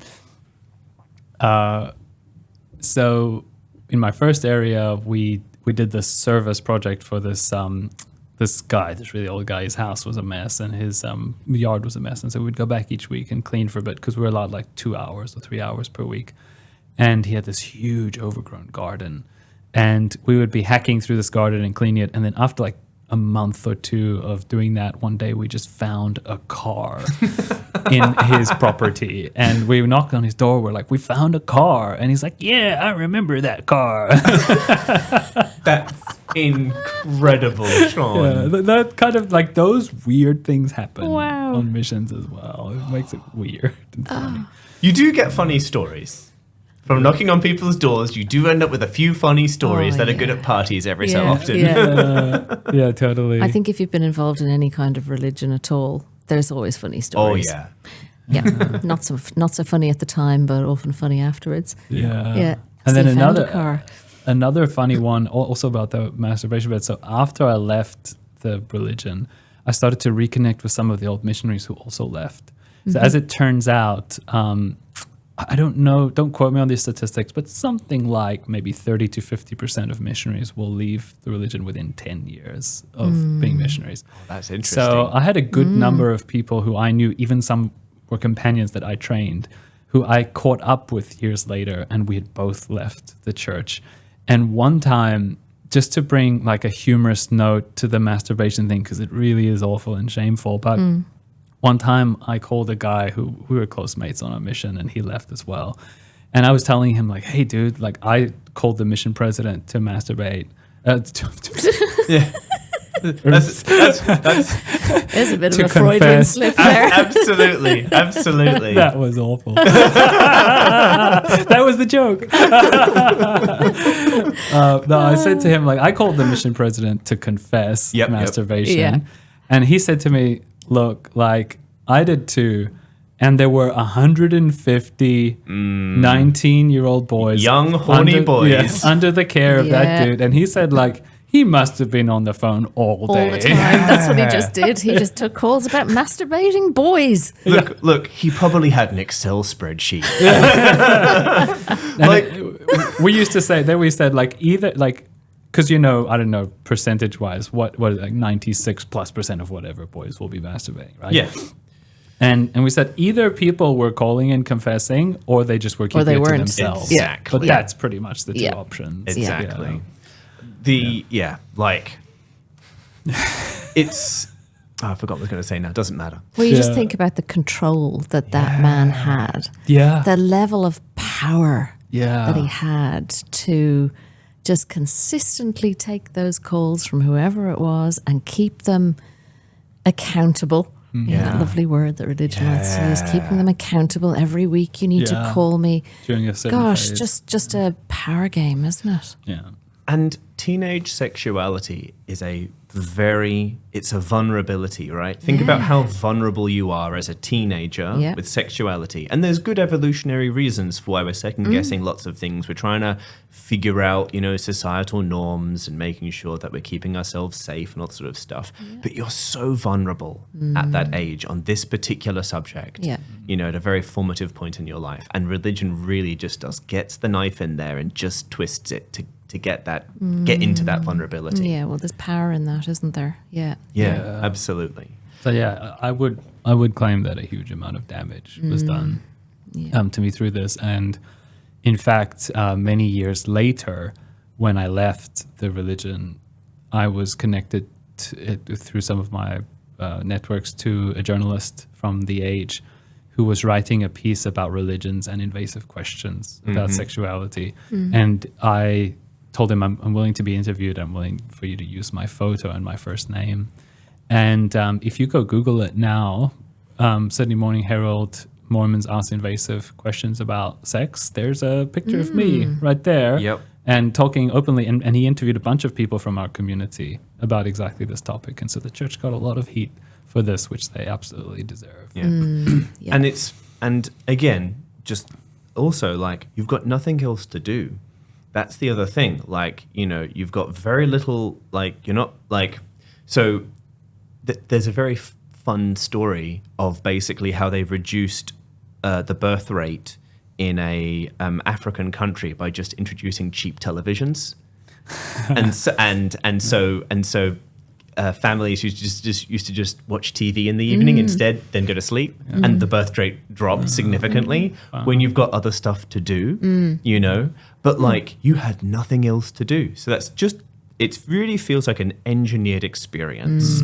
It's just engineered to put you at your wit's end and like punish you for like the natural, like, you know, sort of outcome of putting you in this environment with like no TV, no distractions, no nothing. Yeah. Absolutely. But you made it through your mission. You got through to. Did you ever think you were like, I'm never going to make this 2 years? Yeah, actually, part of the way I survived it was to frame it that way. Yeah. So, like, I would stop thinking about the future. I would stop thinking about the past, and I would immerse myself fully in this day, this mission, and actually, as it were, convinced myself that it would never end. But that was a coping strategy. Yeah. And so it was sort of a surprise when it did eventually come to an end.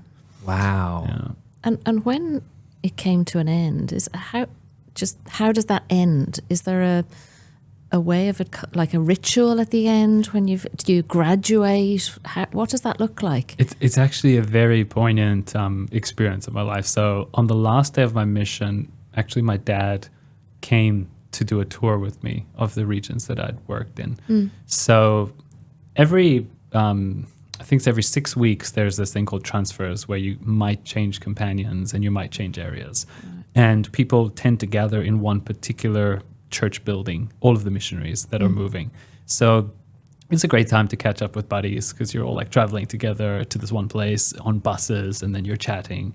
And so I'm there with all of my mission buddies, all the people I'd known during this time, the friends that I'd made, and we're taking some pictures and I'm saying goodbye to people. And I have some really funny and cute photos of me and my friends that I'd made. And then everybody left. And now I was waiting for my dad to come. And so I was just me alone in this church building, and it was totally silent. And it was the same church building where I'd first met my trainer. So it had this eerie parallel feeling to the beginning. Yeah, the beginning and the end. And I just sat there in the cultural hall where like the basketball hoops are and stuff. I just can't even describe the exquisiteness of the emotions I was experiencing. It was such a melange of different emotions all together. It's like this weird sadness that it was over, but then this joy that it was over. And it was an extremely exquisite blend of emotions. Actually wrote a poem in the last few weeks of my mission to just express some of that because it had just been such a powerful thing for it to come to an end. I guess that's what's different from Jehovah's Witnesses is the distinct beginning and end. Yeah. And then the traveling overseas, it makes it much more cut out. It compartmentalizes the experience. Yes, it's much more discreet. Whereas knocking on doors for Jehovah's Witnesses is just a lifelong part of your life. Yeah. It'd be like going to church or doing the rituals or something. It's an obligation. Yeah. So once you've finished your mission period, you're not knocking on doors anymore? That's not part of... Never again. Unless you join the missionaries. Like sometimes you can go with your local missionaries as a member to join them for knocking on doors, which I did. But you're done. Like you're released from your service. Yeah. And you go home returning with honor. Okay. It really does feel like a military tour, doesn't it? Yeah. Like military service. It does. And there's a lot of like... There's this abbreviation or acronym called RM, Return Missionary. And you're considered prime meat in the Mormon dating marketplace if you're a return missionary. Okay. So I came back to Sydney because my mom had moved there while I was on my mission. And I was like the freshest return missionary in the area. And that had a lot of glory accompanying it. So sorry, just to clarify, you left from South Africa to go on your mission to the UK, and then when it was finished, you I moved came to back Sydney. to Sydney. Oh, That would have wow. been very strange. Yes. Gosh, another I came massive back change. home to a place that I'd never that been. wasn't home. Yeah. Yeah. And Yeah. your dad was still in, In South South Africa? Africa. Okay. Yeah. So yeah, the end was really odd, and I have many more stories to tell, but maybe we can do that another time. I'm thinking of doing like an RfR night where I just talk about what the Mormon mission experience is like. I also have a YouTube interview that I did with a guy from the UK on the channel called Talk Beliefs, where I talk about the mission Oh, experience. yeah. Okay. But it's just a rich part of Mormon culture. And I'll shout out to one last thing. There's a fantastic book called The Book of a Mormon. And it's written by a psychologist in the US who used that book to process his mission experience in Sweden. And Okay. I found it really helpful to read his book Yeah. because he had processed a lot of stuff that I needed to sit with. Right. So yeah, my mission ended. My dad came and we did a tour of the mission areas, and it was very Yeah. eerie for me. Like it was just like it had all ended, and it was so weird. I was so accustomed to accosting people on the street. Like if I walk past someone, I'll be like, "Hello," blah blah blah blah blah, and it was hard to break that habit afterwards. Like I was used to just having to talk to everyone, Yeah. but it was so nice to not have to do that again. Yeah. Yeah. 2 So- years behaving as the same ways Yeah. and an aberrant way, and then having to break that habit when you come back. That'd be interesting. Yeah. But when I got back, the first year of me being back was the flip side. So like while I'd experienced a lot of depression and difficulty on my mission, the first year going back was just wonderful because I remember the first Friday night that I got home and I would look at the clock and it's like, it's 6 p.m. I have till 10 p.m. and I can do whatever I want.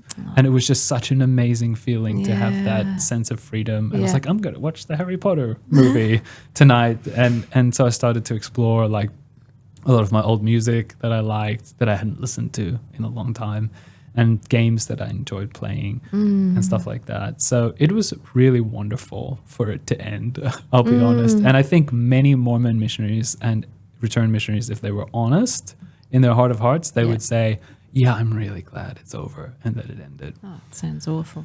So you would have been 21 by this stage? Yeah. 21, okay. And you were back, you're in Sydney, you're sort of discovering some freedom, things that you can do. Yeah. What happened What next? happens next? So I start studying at uni, and now it's time to move on with the Mormon life schedule. Okay. So it's time to get ready to get married as soon as possible. That's the next thing. Okay. Yeah. So I was told by my mission president as well, and it's very much in Mormon culture, don't delay getting married and don't delay having kids, even if you're still a student. And that's exactly such what I did. strange advice to give to a university student. And the reason for that? It's God's plan for you. Right. So that why would you delay? Get married and don't delay it, and that you have kids, and you're supposed to Yeah. bring spirit children into the world to be course you raised in are. the gospel. Of course. So that's your responsibility. So I am now 21, and I start uni shortly thereafter, and now I'm in the Mormon dating market in Okay. Sydney. And I am a young man who knows very little about relationships. The only one relationship I'd ever had ended in flames, as we just described. So I'm now going on a bunch of dates with different girls in Sydney. And as a Mormon, you're encouraged to date a lot. So I think I must have gone on like at least 40, 50 different dates with different women in That's- like a year and a half. Like a period. first date? Just Or a did first you- date, yeah. Just a first date? That is the polar opposite of Jehovah's Witnesses. Jehovah's Witnesses, it's like you know a lot of people, hang out with them in group environments, but only date someone if you're super serious.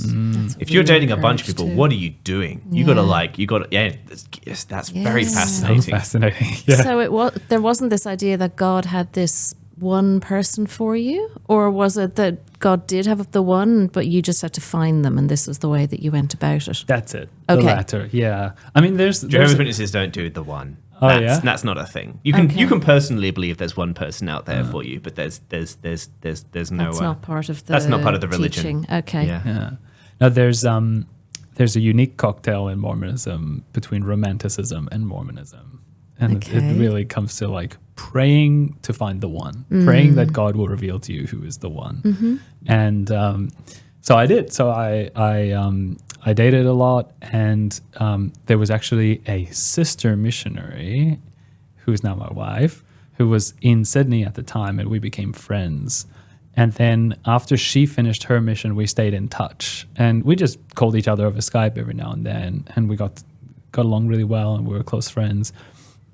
And I had dated different girls, but it had not gone particularly well. One of the reasons it didn't go well is there's just so much pressure, both sexual pressure, because there's just no outlet, and then also just societal or Mormon pressure that you're supposed to get married and have kids as soon as possible. So everything's on the line all the time. You're like, am I? I'm dating to find my eternal companion here, and it's a very serious enterprise. 21. At 21.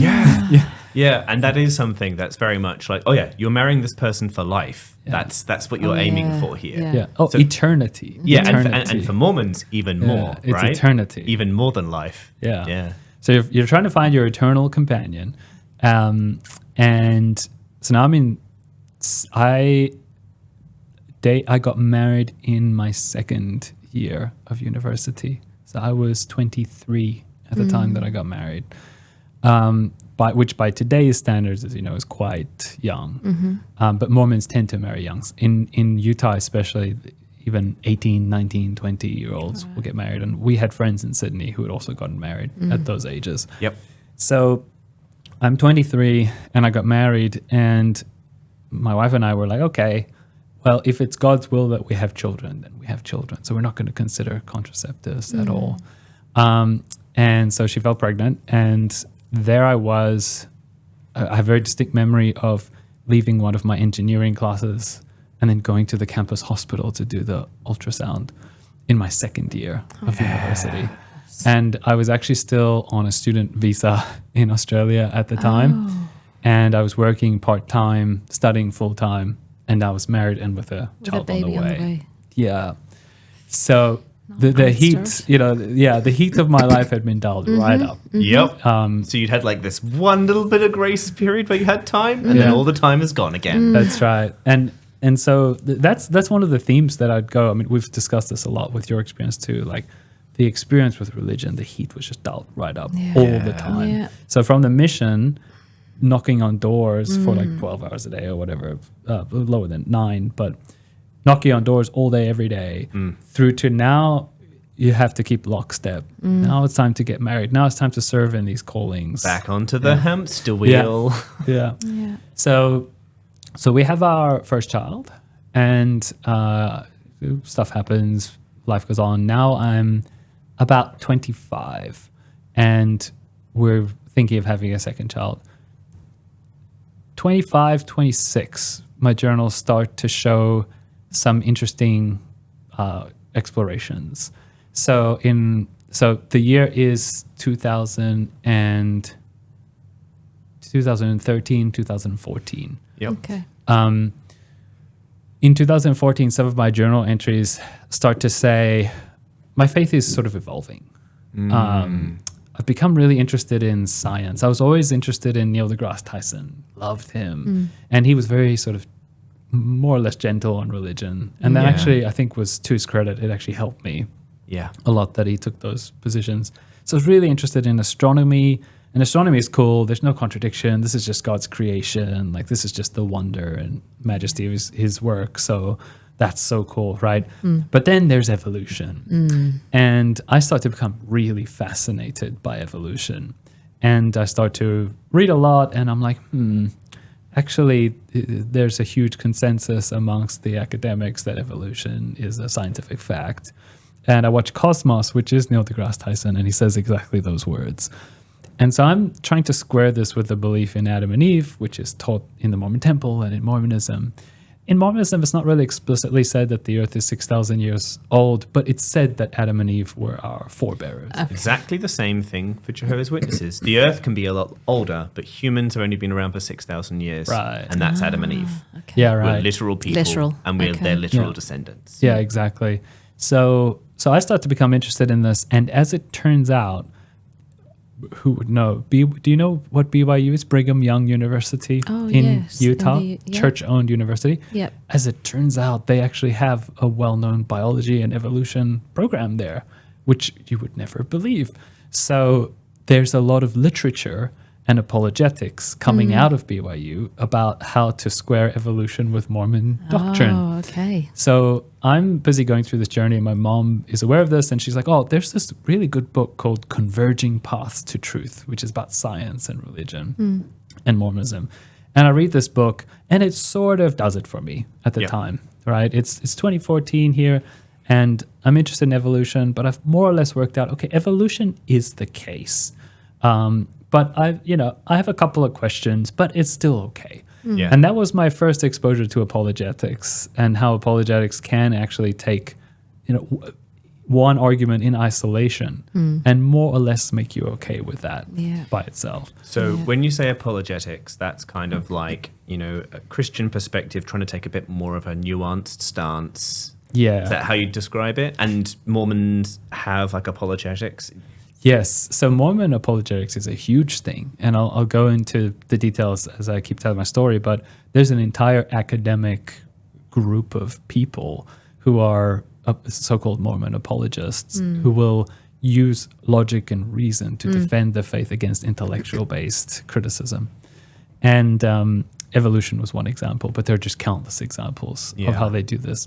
And so that was my first exposure to Mormon apologetics, and it worked in the sense it kept me believing, it kept me engaged. And so that sort of happened, and that was put on the back burner to just simmer for a while. And I think it simmered for about a year to year and a half, where there was just no more research that I was doing. I'd sort of answered my questions about evolution. I was more or less okay. At the end of 2014, I graduate from university, which results in me having more free time. And 2015 comes, and now, I still have kids and family and work, but actually university is done. Yeah. And so for the first time in quite a long period of time, I even have weekends back and just a little bit of free time in the evenings because I was just crazy working on all those things on the hamster wheel. So now this is where things get really interesting, and one of the most important experiences of my life happens. So now we're fast forward to March 2015. I watch a movie that has the actor Will Smith's son, Jaden Smith, the Karate Kid. I don't know if either of you've seen that movie. I haven't seen the latest one, no. I've seen the original. Right. So in the latest one that he did, he moves to China and he's bullied by these kids. And the movie has a huge exploration of the emotion of fear. So he's being bullied by these kids, and he's running, and he's scared. And then he encounters Kung Fu, and he falls in love with Kung Fu, but his main bully is actually the head of the sort of Kung Fu school, or it's like one of the kids there. And so it forms a rivalry between him and his main bully. And the movie very, very beautifully explores how he confronts his fear and overcomes his fear, ultimately, of this bully, and he learns these skills, and he learns Kung Fu, and he defeats his rival at the end. And it has a beautiful scene right at the end of the movie. He's sort of down for the count, and he's there with his coach, and he says, I got to go back. And the coach says, no, like, your knee's injured, you can't go back. And why do you keep insisting that you need to go back? And he says, because I'm still scared. And it really, really touches me. Like he's like, I'm not going to give up because I'm afraid. And he goes back and he defeats his rival by doing this awesome backflip, even though one of his knees is injured. And it's probably totally unrealistic, but it's a beautiful movie and a beautiful scene. Yeah. Like go towards fear, not against it, not away from it kind of thing. Yes. And it really, really moves me. And after I watch that movie, I'm actually very, very deeply, deeply moved. So I go for a walk around my house for about an hour. I'm really sitting with this story of confronting fear. And I'm asking myself one very simple question. What am I most afraid of? Yeah. What am I most big afraid question. of? It's a deep question. Yeah. And as I keep exploring that, what comes up for me in this very still inner voice is like, I'm afraid of information that might contradict my religious beliefs. Yep. That's just what comes up for me. Yeah. Right. So I keep sitting with that for a little period of time, but it was very explicit. It wasn't accidental. It was like a clear experience. And one day I'm in the shower and I just decide I'm going to revise my religious views. I just explicitly decide in the shower, like, if this is God's true gospel, it can withstand scrutiny. Yep. Yeah. Right? That's it. And I'm going to go through a journey of explicitly reviewing my beliefs because I can see there have been a couple of doubts that have been accumulating. Yeah. And I want to find the answers to those doubts. So I set off on a very explicit journey. I actually tell Annie, my wife, I'm like, I really want to do this. And she's so supportive initially because she's like, great, you're just going to come back believing more strongly than ever. Yep.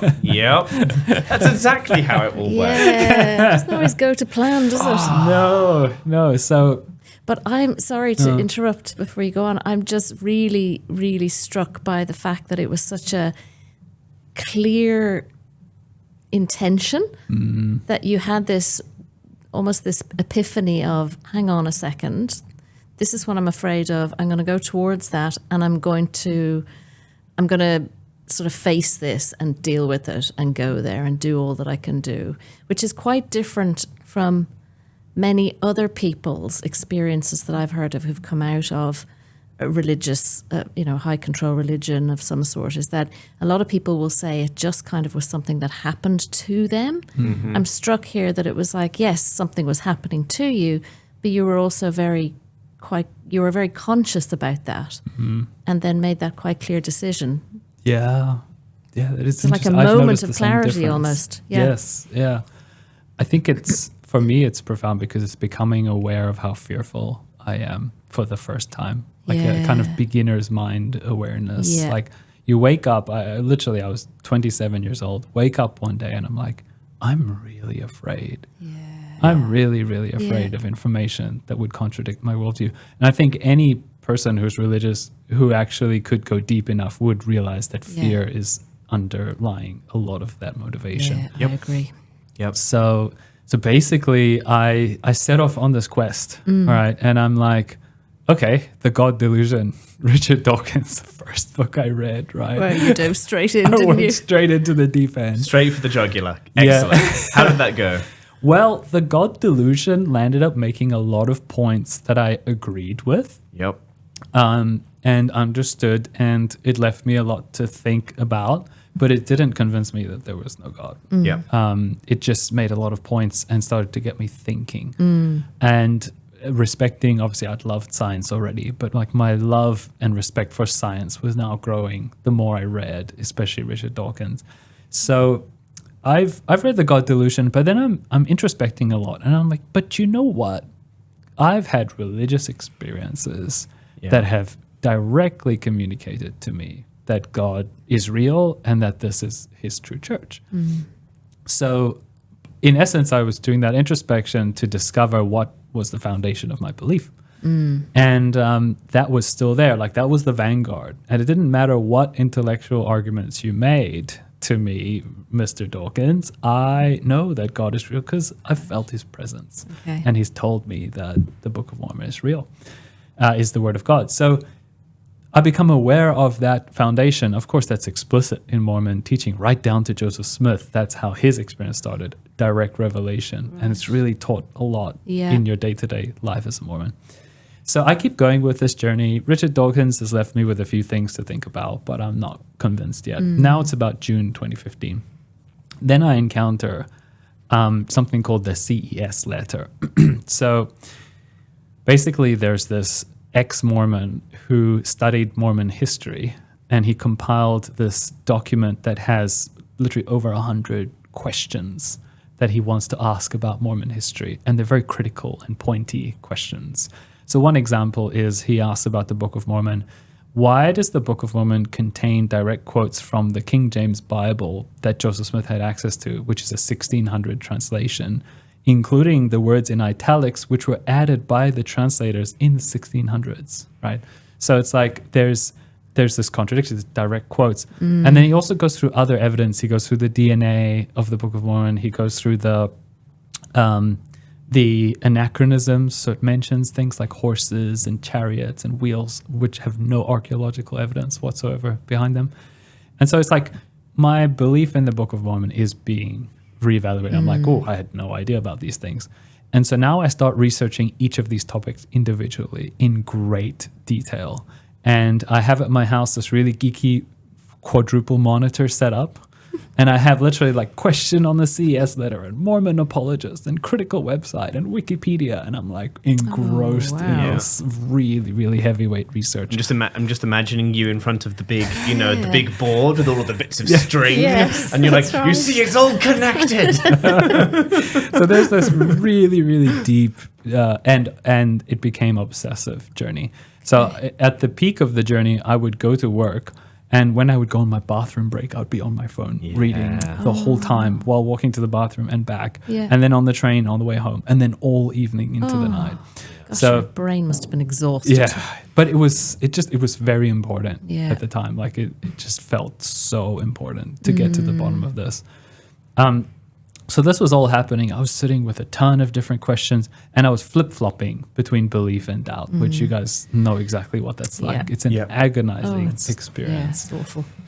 One night I have insomnia and I have a beautiful journal entry in a voice recording where I'm literally like praying to God to show me the way, but then a few moments later being like, no, this is all just bullshit. Yeah. And my voice literally captures those exquisite moments at 3 a.m. in the morning, walking the streets around my house. And I have it all there in my journal to like listen to. And it's very beautiful in its own way. Yeah. So I'm going through this heavy process. And then I have a very, very beautiful moment where the penny drops. I wish I had brought the piece of media here, but I'll try to reenact it a bit. So as the CES letter goes on with this compendium of criticisms for the church, it turns to the spiritual witness, which is one of the foundational things we've discussed. And it references a YouTube video that I think I showed you guys a few months ago when I did that presentation, where it basically shows people from different religions sharing their different spiritual witnesses. But the one that really broke it for me was there's this 19-year-old girl in a break-off Mormon group. So Mormonism, long story short, has like the primary church, which is called the Church of Jesus Christ of Latter-day Saints. There are some schisms, LDS. I'm guessing. Yeah, there's some break-off groups, especially polygamous break-off groups for reasons we won't go into. Yeah. This 19-year-old girl, the mainstream Mormon church is not polygamous at this time and hasn't been for a long time. Yeah. But there are the break-offs that are, and Joseph Smith was. And so there's this like 19-year-old girl, and she's standing up in a testimony meeting, sharing her witness. And she just has this deeply sincere voice. And she says, I've been searching for a witness of this work. And just tonight, I've had this witness. And it's burning in my soul of how true it is and how real it is. I know it is. And everything she said there was very familiar to me. It's got all the Mormon, it's got all the Mormon lingo or the Mormon language. And then a moment later she says, and it's hard to imagine that just a year ago I was in high school and now I'm in a plural marriage and struggling. And it was an epiphany for me, that literal moment where I'm like, wait, everything up to that moment was Mormon the way I'd heard it 1,000 times. And you would have credited it as 100% real if you were watching it in a Mormon church that you're familiar with. You'd be like, yep, this is it. This is the person. It's all resonating. Yep. It's all resonating. It's all making sense. Yeah. And then the moment later, she says, and now I'm in a plural marriage. And then I'm like, wait, what? And it was about, 10 p.m. at night when I watched that. And it's a very clear memory. The entire shelf just crashed down for me. Yeah. It was a beautifully exquisite emotional experience to have it crash. It was painful, very deeply painful in its own way. And it still took me a while to actually come to terms and even say that I don't believe. Yeah. But that was the moment where the scales had flipped. Yep. And they were now kind of stuck there. Yeah. And it was just a wonderful moment of self-awareness. You know how self-awareness in some moments is painful, Yes. but Yes. beautiful Yeah. at the same time. Yeah. And it was just one of those. I had another similar moment a few days or weeks later when I went to church with my family, and I was standing outside the church, and I just looked back at the church building and I saw the distinctive font that the church uses. And I just had this moment of awakening where I was like, how did I get involved with this organization? Like, how did this happen? Yeah. It all just started bubbling up. Yeah. Yeah. And it's almost like you're seeing clearly now. And once you start to see clearly, it's really hard to understand why you didn't see clearly before, or how you believed all of that stuff before. Yeah. But that's only the hindsight, isn't it? When you have those moments. Yeah. Yeah. Okay, so the penny has dropped. That's right. You've started to realize that although you did say that you weren't quite ready to acknowledge that or to say that out loud, but there was this sense of you just didn't believe it anymore. Yep. Yeah, that's right. So we'd hit that point, and in the privacy of my own heart, I was, if not already disbelieving, very, very seriously doubting the interpretation of my spiritual experiences. So I'd had spiritual experiences as a Mormon. As I said, for example, my teenagehood in the choir, or when I was a missionary, we had some very interesting and unique spiritual moments while teaching people. But now I was seriously doubting the meaning that had been piled onto those and whether it really meant what I thought it meant. And I also started to become aware of other critical things about spiritual experiences. For example, we would tell people to pray to know if the Book of Mormon is true, and many of them would not receive any answer at all. And, we'd just keep praying. We'd say, just keep praying and it'll come to you. But you would always blame them and not the method. We'd never question the method. So they didn't have that burning in their chest. They did not. Because that was the sign, wasn't it? That you knew it was true. That's right. Yeah. They did not. It was actually quite unusual and rare for people to have that experience. Some people did, but most people didn't. And so I started to ask a lot of questions about the meaning of spiritual experiences. And I started to do a lot of reading about that. One of the books I later on read was by William James, the famous American psychologist, called The Varieties of Religious Experience. And it's a very eloquent and profound book about religious experiences. And he describes exactly what I had then learned, which is that even if you make superior intellectual arguments, if someone has had religious experiences in a certain context, it makes it nearly impossible to question those. But then what they have to encounter is other people with religious experiences. And so I just was confronted with an intellectual fork in the road where I'm like, either I invalidate what these people are feeling and say, well, it's not real, or that's the deception of Satan or something like that, because there are those answers that you can come up with. That's a fake religious experience that Satan is doing. Or I just embrace the humanity of everyone and say, well, actually, you're feeling what you think you're feeling. And then I started to think about the interpretation of that. Well, what does that actually mean? What does that imply? Is that really God? And is that really God telling you that your religion is true? So that was a deep avenue of inquiry for me. I think all of the other historical things about Joseph Smith all were important and relevant for me to consider.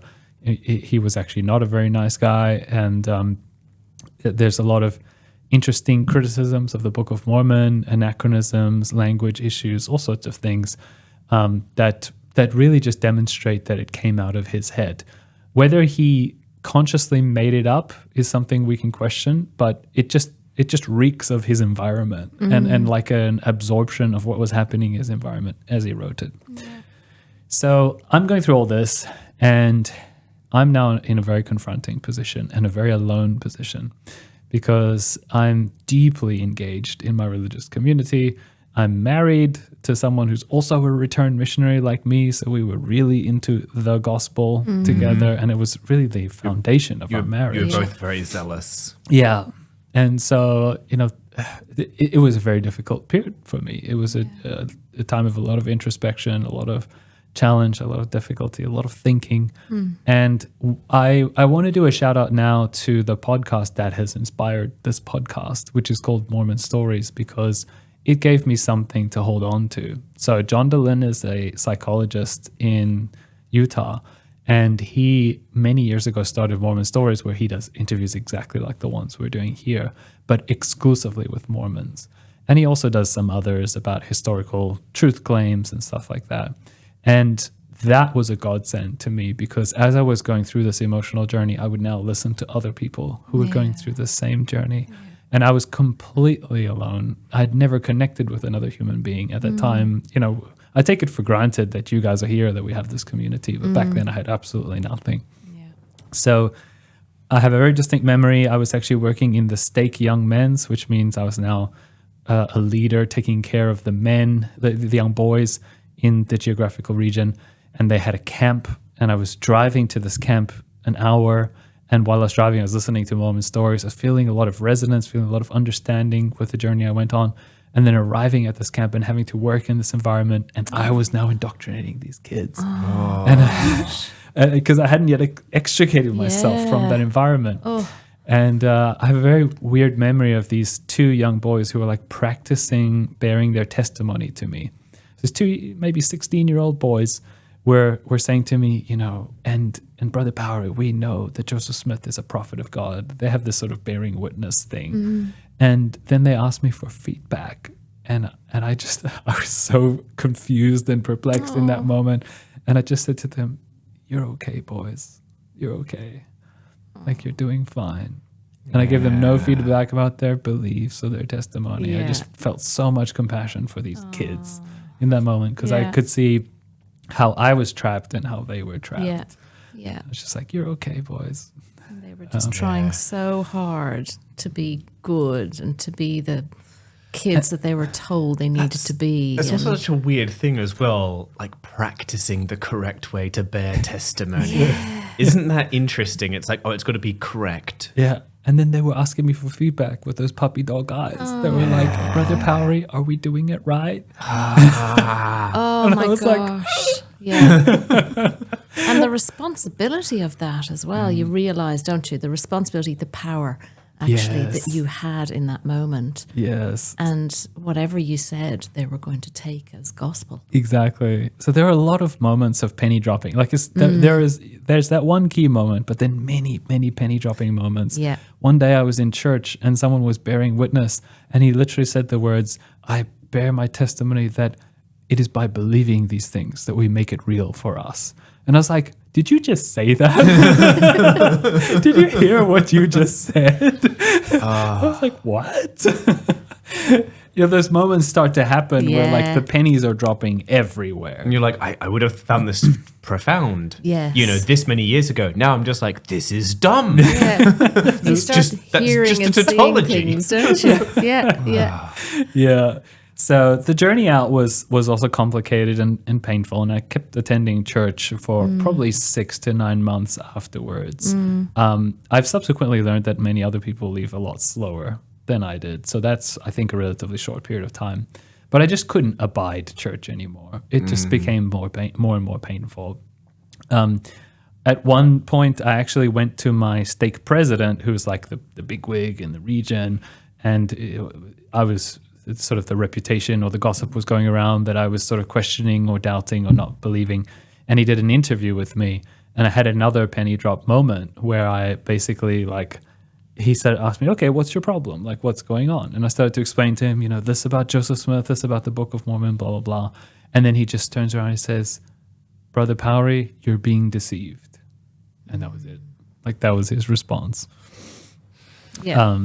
There was no engagement with any of the arguments. There was just, you're being deceived. And by Satan. I didn't even need to know the arguments, because I know they're deceitful arguments. Yeah. That's like a thought-stopping cliche. Yeah. And I walked away, and I was like quite shaken after that. It almost sort of, again, pulled me back in that direction, because like, what if I am being deceived by Satan, right? And this was a person I'd built a connection with over years, and I've known for a long time. He had actually taught me when I was younger, before getting married. So we'd known each other for like maybe 7 years or something.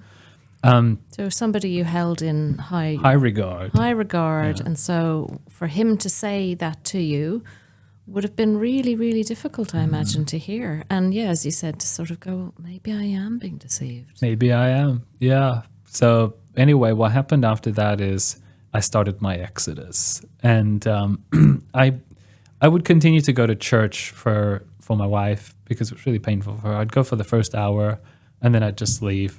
But then I started to reclaim that part of my life too. And sometimes I would not go to church at all, and I'd just stay at home, and I just loved it. It was nice to get those 3 hours back every Sunday. Mormons have a lot of strict Sabbath day-like stuff.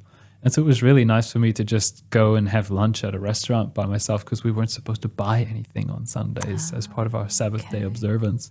And so that was a very freeing time of my life. Now I was reconsidering a lot of viewpoints about a lot of things. I actually made a conscious decision to take it slow because I didn't want to do all sorts of crazy stuff after leaving. I didn't want to try like all sorts of drugs or alcohol or anything. I'd avoided all that stuff my whole life. So I wanted to just take it slow and consider things one thing at a time. And so I'd say November, December 2015, I was now an atheist, and coming into 2016, I was now processing that journey. And it had been a very heavy year to deconstruct all of that. Yeah. And now I was in a mixed faith marriage with my wife, and she had her world really rocked by all of that because I had left, and she'd had a baby during, like she was pregnant during my faith crisis. So it was an incredibly stressful time for her and for me. And then now we had a newborn baby as well. Yeah, yeah. Okay, so we were at early 2016. Yeah. Now I'm in a mixed faith marriage. I'm an atheist. I consider myself an atheist. And now I'm dealing with the emotional fallout of losing my faith. I've always been a very intellectual person.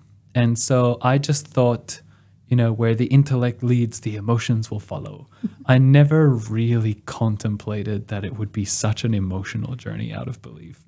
I just didn't recognize the role of emotions in life that much. I mean, coming from my background and as we shared with my mission. It sounds like one of the lessons you learned was to suppress them all, push them all down. Forget yourself and get on with the work, right? Yeah. So I just thought, I'm an atheist now. Okay, that's over. Now I'm just going to move on with life. And if only it was so simple. If only it was so simple. I never quite imagined how deep the indoctrination went and how deep the emotional journey would be. So I'd say my intellectual journey, which in many respects is a superficial journey. It's like the prefrontal cortex journey. It's like the front of my brain now knew that God didn't exist. That information needed to propagate down the brainstem, and that was going to take a long time. All through the body. Exactly. Oh, yeah. That's the bit that maybe just takes the years that, you were saying earlier for you, it was maybe the 6 to 9 months. Maybe it's that's because that was the intellectual part, but the emotional kind of stuff can take a lot longer, can't it? Yeah, that was the fallout. So now I'm an atheist and I'm reclaiming my Sundays and I'm reevaluating my beliefs on a wide variety of topics. I'm reading a lot of different books. I really liked Sam Harris. His book, The Moral Landscape, was really orienting for me, and I found it at just the right time because I was considering what secular morality looks like. And I'm also then, as I've shared with you guys before, now I'm very deeply interested in religious experiences because I'm like, wait, so what were those? And why do people have them? So that led me down, as I said, the varieties of religious experience. Sam Harris's book, Waking Up, A Guide to Spirituality Without Religion, is a fantastic book. I really got a lot from that.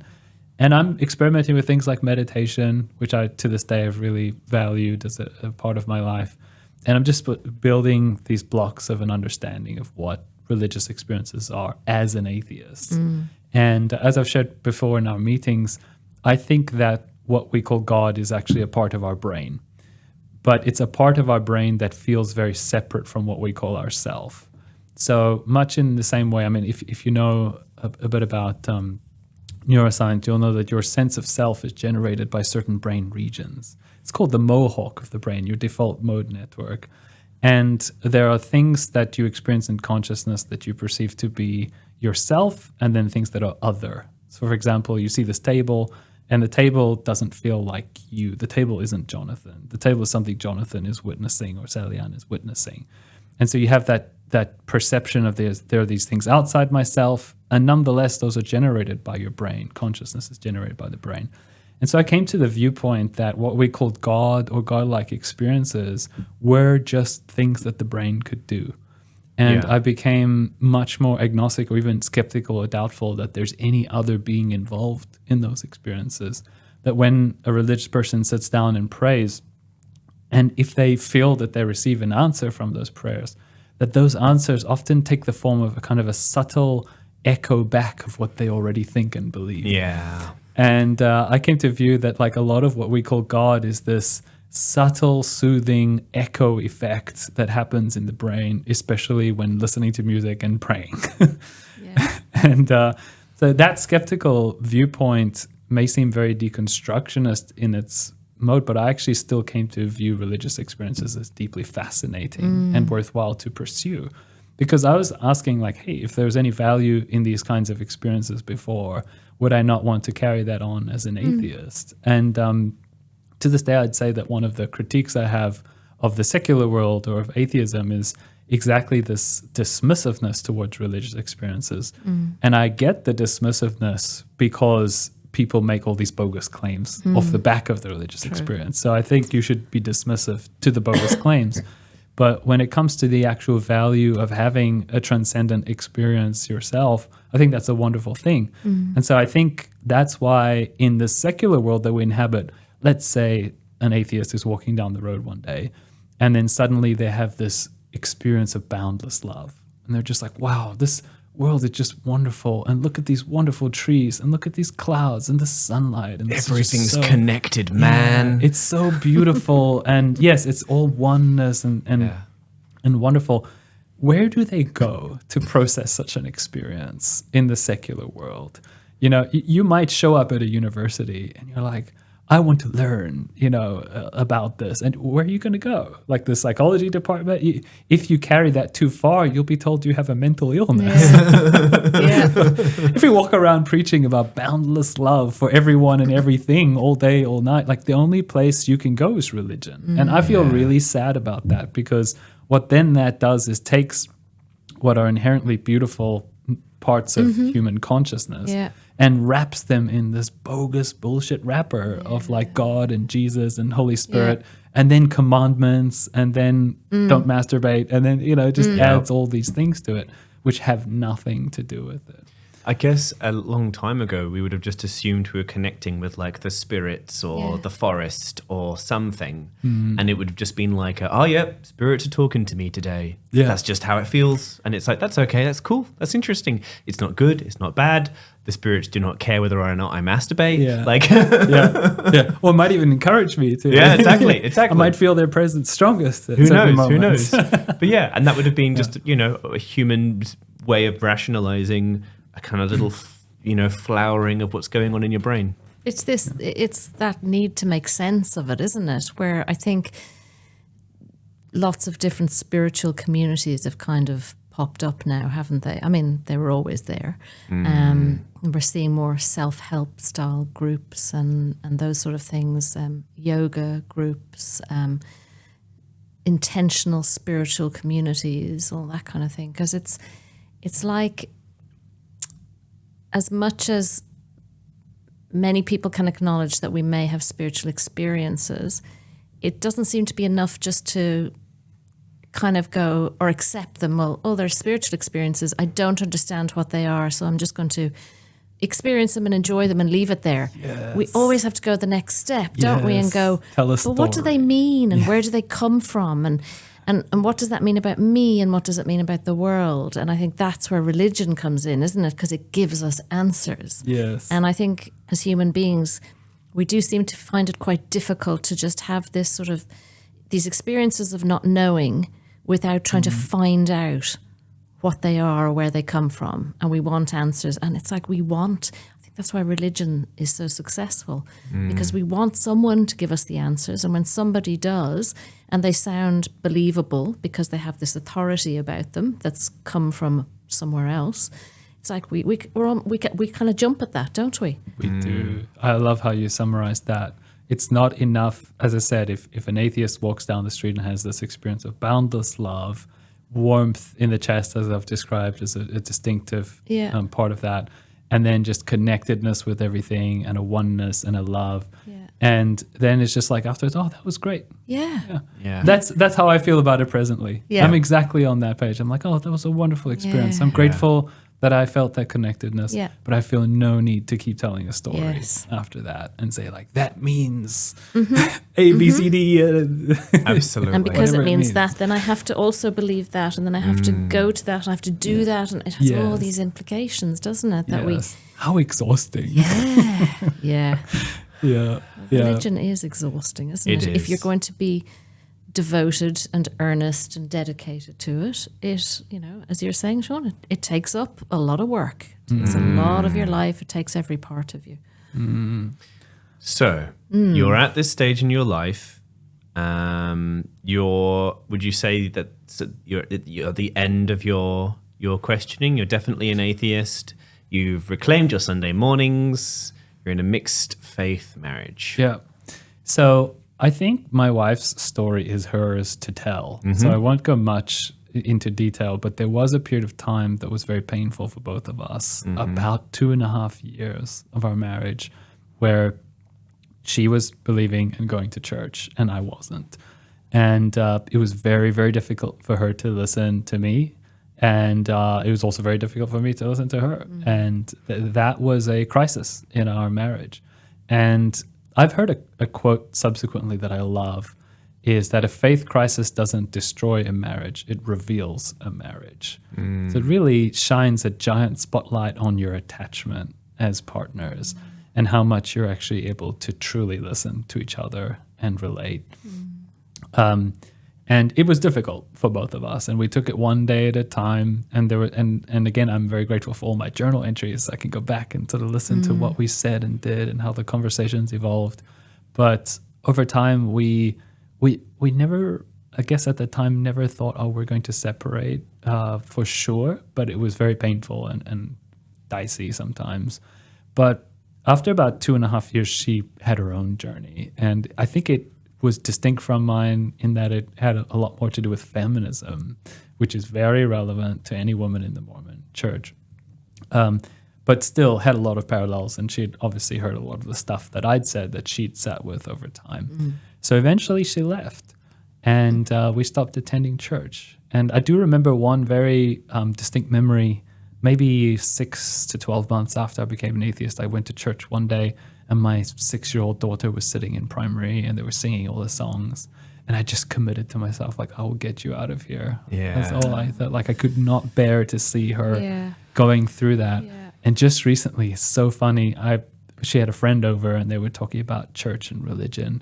And she said, oh, yeah, like when I was younger, my parents used to go, but I don't really remember much about it. Oh.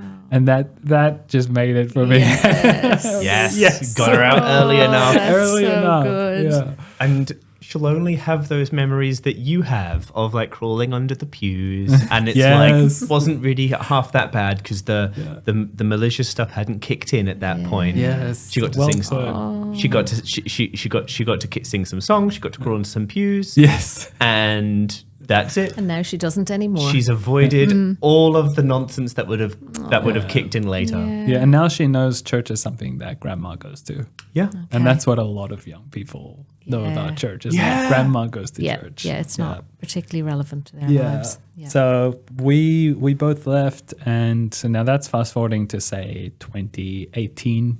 I'd say that's when she had stopped going altogether. So that's been 6 years now, and then I wanted community. Like I knew I didn't want to go through this alone. So one of the first things I did is I Googled the keyword atheist church. And then I found something called the Sunday Assembly, which was running in Sydney at the time. And one day I was very nervous because I was just brand new an atheist myself, but I went along and I met some people who then became some of my closest friends afterwards, because one of them was an ex-Baptist and one was an ex-evangelical Christian. Yeah. And so I made some close friends and hung out with them. And with one of my closest friends in 2016, we would go to a certain park on like a Friday night. And we would literally talk for 2 to 3 hours, and we'd just walk around the oval of that park. Yeah. Just the two of us. Yeah. We had so much to talk about and so much to share, and we were Yeah. just bouncing all these things. He was ex-evangelical, I was ex-Mormon. So we'd have a milkshake, and while we were riding the sugar wave, we would be like talking about all love this it. stuff Sounds for lovely. hours. Yeah. So we helped each other to process the journey. Yeah. And I started an Ex-Mormon community on Facebook, which grew to over 500 Australian ex-Mormons. And we actually held a few conferences, and one of them at Simon Southerton's house, the guy who did the DNA research in Canberra. Fantastic. So I met him in person, and we had a lovely conversation. It was very interesting. And then eventually I stepped down with that because Sherry from RfR actually joined our group, and we connected. And I realized that RfR was doing what I wanted to do, which is Right. build post-religious community. Yeah. And so I decided to give up the reins of that group and join RfR. And here we are today. That's Here wonderful. we are. And funnily enough, a similar thing happened to me. I ran an ex-Jehovah's Witness group, but I became more interested in RfR because I wanted to be like, yeah, but what next? Yeah. Because otherwise, if your only bond is on, we all used to be part of this, this traumatic experience, then kind of just the relationship is just kind of a lot of complaining about that experience and wasn't it terrible? And that is healthy up to a point, sharing some old war stories. But I think it's really nice, and similar to you, I was like, but I want to, what next? And Build a RfR life was going really, forward. Yeah. Yeah. I wanted something positive. Yes. So, what does life look like now? Well, life is still normal in many respects. It's definitely not perfect. It has its stresses and anxieties and difficulties. And yeah, sometimes I have insomnia and whatever else that happens in life. And I have 2 young kids that take a lot of effort to take care of. And I run my own business. So that's like life is a portfolio of many different things. Yeah. But it's a much healthier portfolio than it was back when I was religious. And you just mentioned what now? I mean, I'm deeply interested in that question. And I largely don't dwell a lot on my religious history nowadays. I think much more about what now. And I'm very interested in psychology. I'm interested in attachment theory. I'm interested in nonviolent communication, things like understanding emotions, actually naming what you're feeling, and then thinking about the needs that might be represented by that feeling. And then applying that to your life, because that's so much healthier than the really weird, complicated relationship and the forget yourself and get to work, which just completely does not understand emotions or what they might imply or what needs they represent. So life is still a normal life. It's not a perfect life, but I really resonated with what you shared, Sally Ann, when you did your story and you said you feel contented a lot. Like, I resonate with that. Like, life isn't perfect bliss every moment post-religion. It's still a normal life. It has the same constraints and difficulties, but I've shed a lot of the difficulties that came with religion, and I feel a lot lighter as a result and a lot more able to cope with ordinary life. Yeah. And yeah, very contented, especially in the context of my worldview when it comes to science or religious experiences, as we've shared, or morality and ethics. These are things that I've spent a lot of time in and I feel understand quite well. Yeah. Yeah. So there's a sense there that there is that contentedness, and at the same time, life has its ups and downs, the ongoing challenges of life. And I imagine, knowing you and the kind of person you are, that sort of ongoing inquiry and curiosity is just something that you will continue to explore. Yeah. Definitely. Yeah. And I'm very grateful for what we're building at RfR, this organization, because for me, to a large extent, it's replaced the communal aspect of religion. Yeah.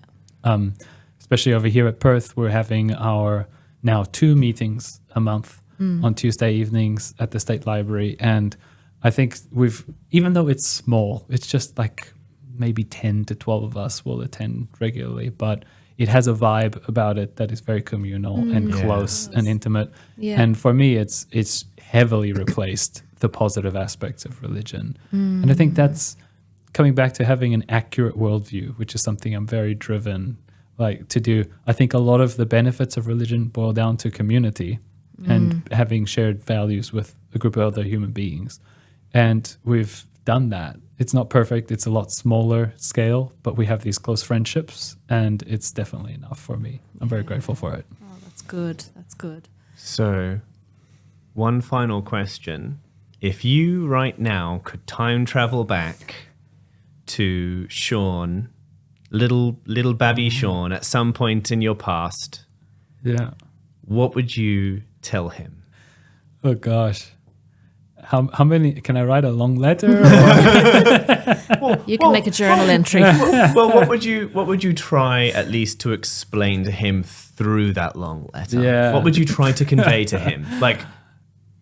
You don't even need to assume that you'll be able to persuade him, but what would you want to communicate to him? It actually relates to something you said before we started this podcast, which is about thinking slowly. So I would encourage myself to not rush the thought processes and the emotional processes, and to just sit with precisely how I'm feeling and thinking in that moment. Because so much of the growth and progress, paradoxically, was not trying to seek growth or progress, but sitting with what I was feeling right then and there. Yeah. And so when you're feeling conflicted, feel conflicted. Understand what is the conflict that's going on. And just to understand yourself and sit with your feelings and thoughts. And that would be the piece of advice. Yeah. That's really good advice, Shawn. That's really nice. It's good advice Shawn, for anybody. I am so glad we've finally gotten you sitting down, and I'm going to hold you to that. I want a longer presentation on your mission at some point in the future, because the bits that we got were so good, juicy, so interesting. But yeah, you were just so good at taking us back into where your mind was at during that incredibly weird, specific time in your life. And thank you so much for sharing. And it's been an absolute pleasure. Again, I just really enjoy being able to hear everything just laid out. Because you piece it together, don't you? When you know someone, you get little tidbits, you get the little snapshots of various times from their life. But hearing it in one sitting, in the sort of chronological order, you get a really kind of good overview of sort of what... And really, in a sense, it's an overview, isn't it? Oh, there's so much more there. But I feel like it's a good place to start. Now we can start asking you questions about more of that with our curiosity. What I've really enjoyed about this, hearing your story, Shawn, is to see that progression in, you were part of this religion that really didn't allow you to develop emotionally.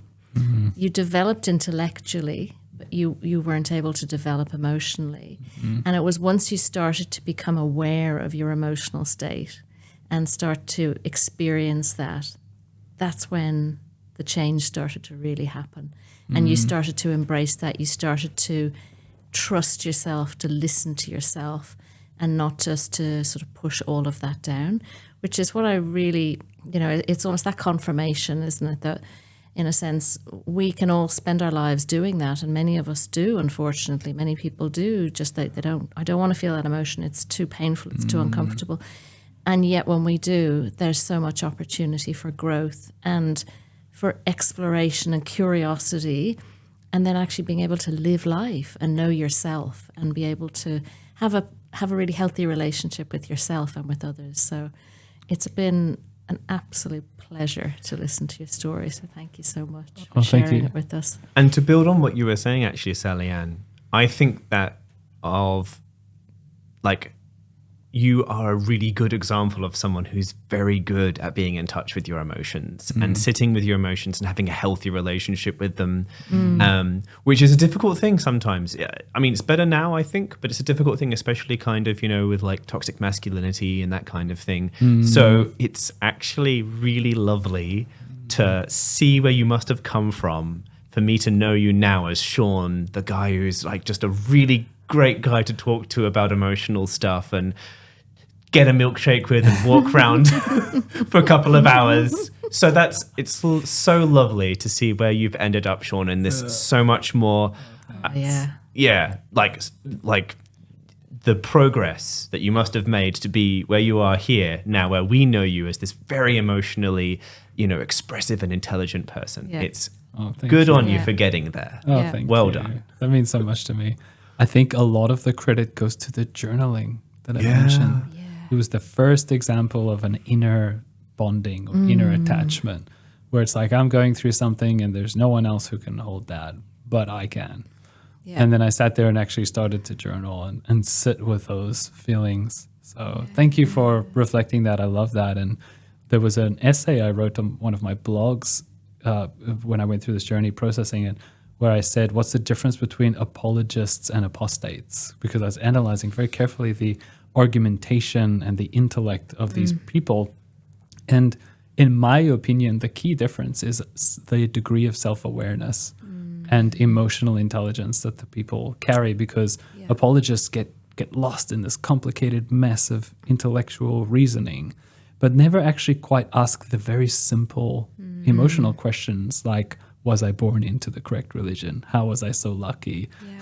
Those kinds of things. Yeah, I think that's a great So point. I think there's a right brain component to all of this, isn't there? Like it's not just this intellectual journey out of atheism, and that's why I'd say the first 9 months of my faith crisis were the left brain, and the last X years till today, that's been the right brain journey. The emotional journey is much deeper, much richer, much more exquisite. Thank you for sharing that journey with us so much. Thank you. We don't. Oh, sorry. No, I was just going to say, I'm excited to, you're young.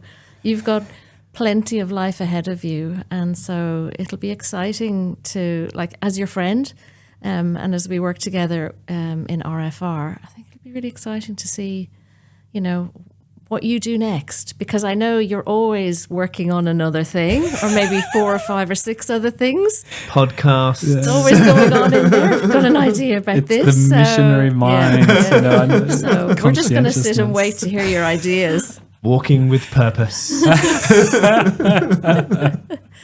Oh, thanks, Shawn. It's been great. It really has. And we Thank you. will see everyone else, all the listeners. Perhaps not me. Perhaps I think the two of you might do an interview with the next person. We'll see who comes forward. Yeah. And see them all in the next episode. Yep.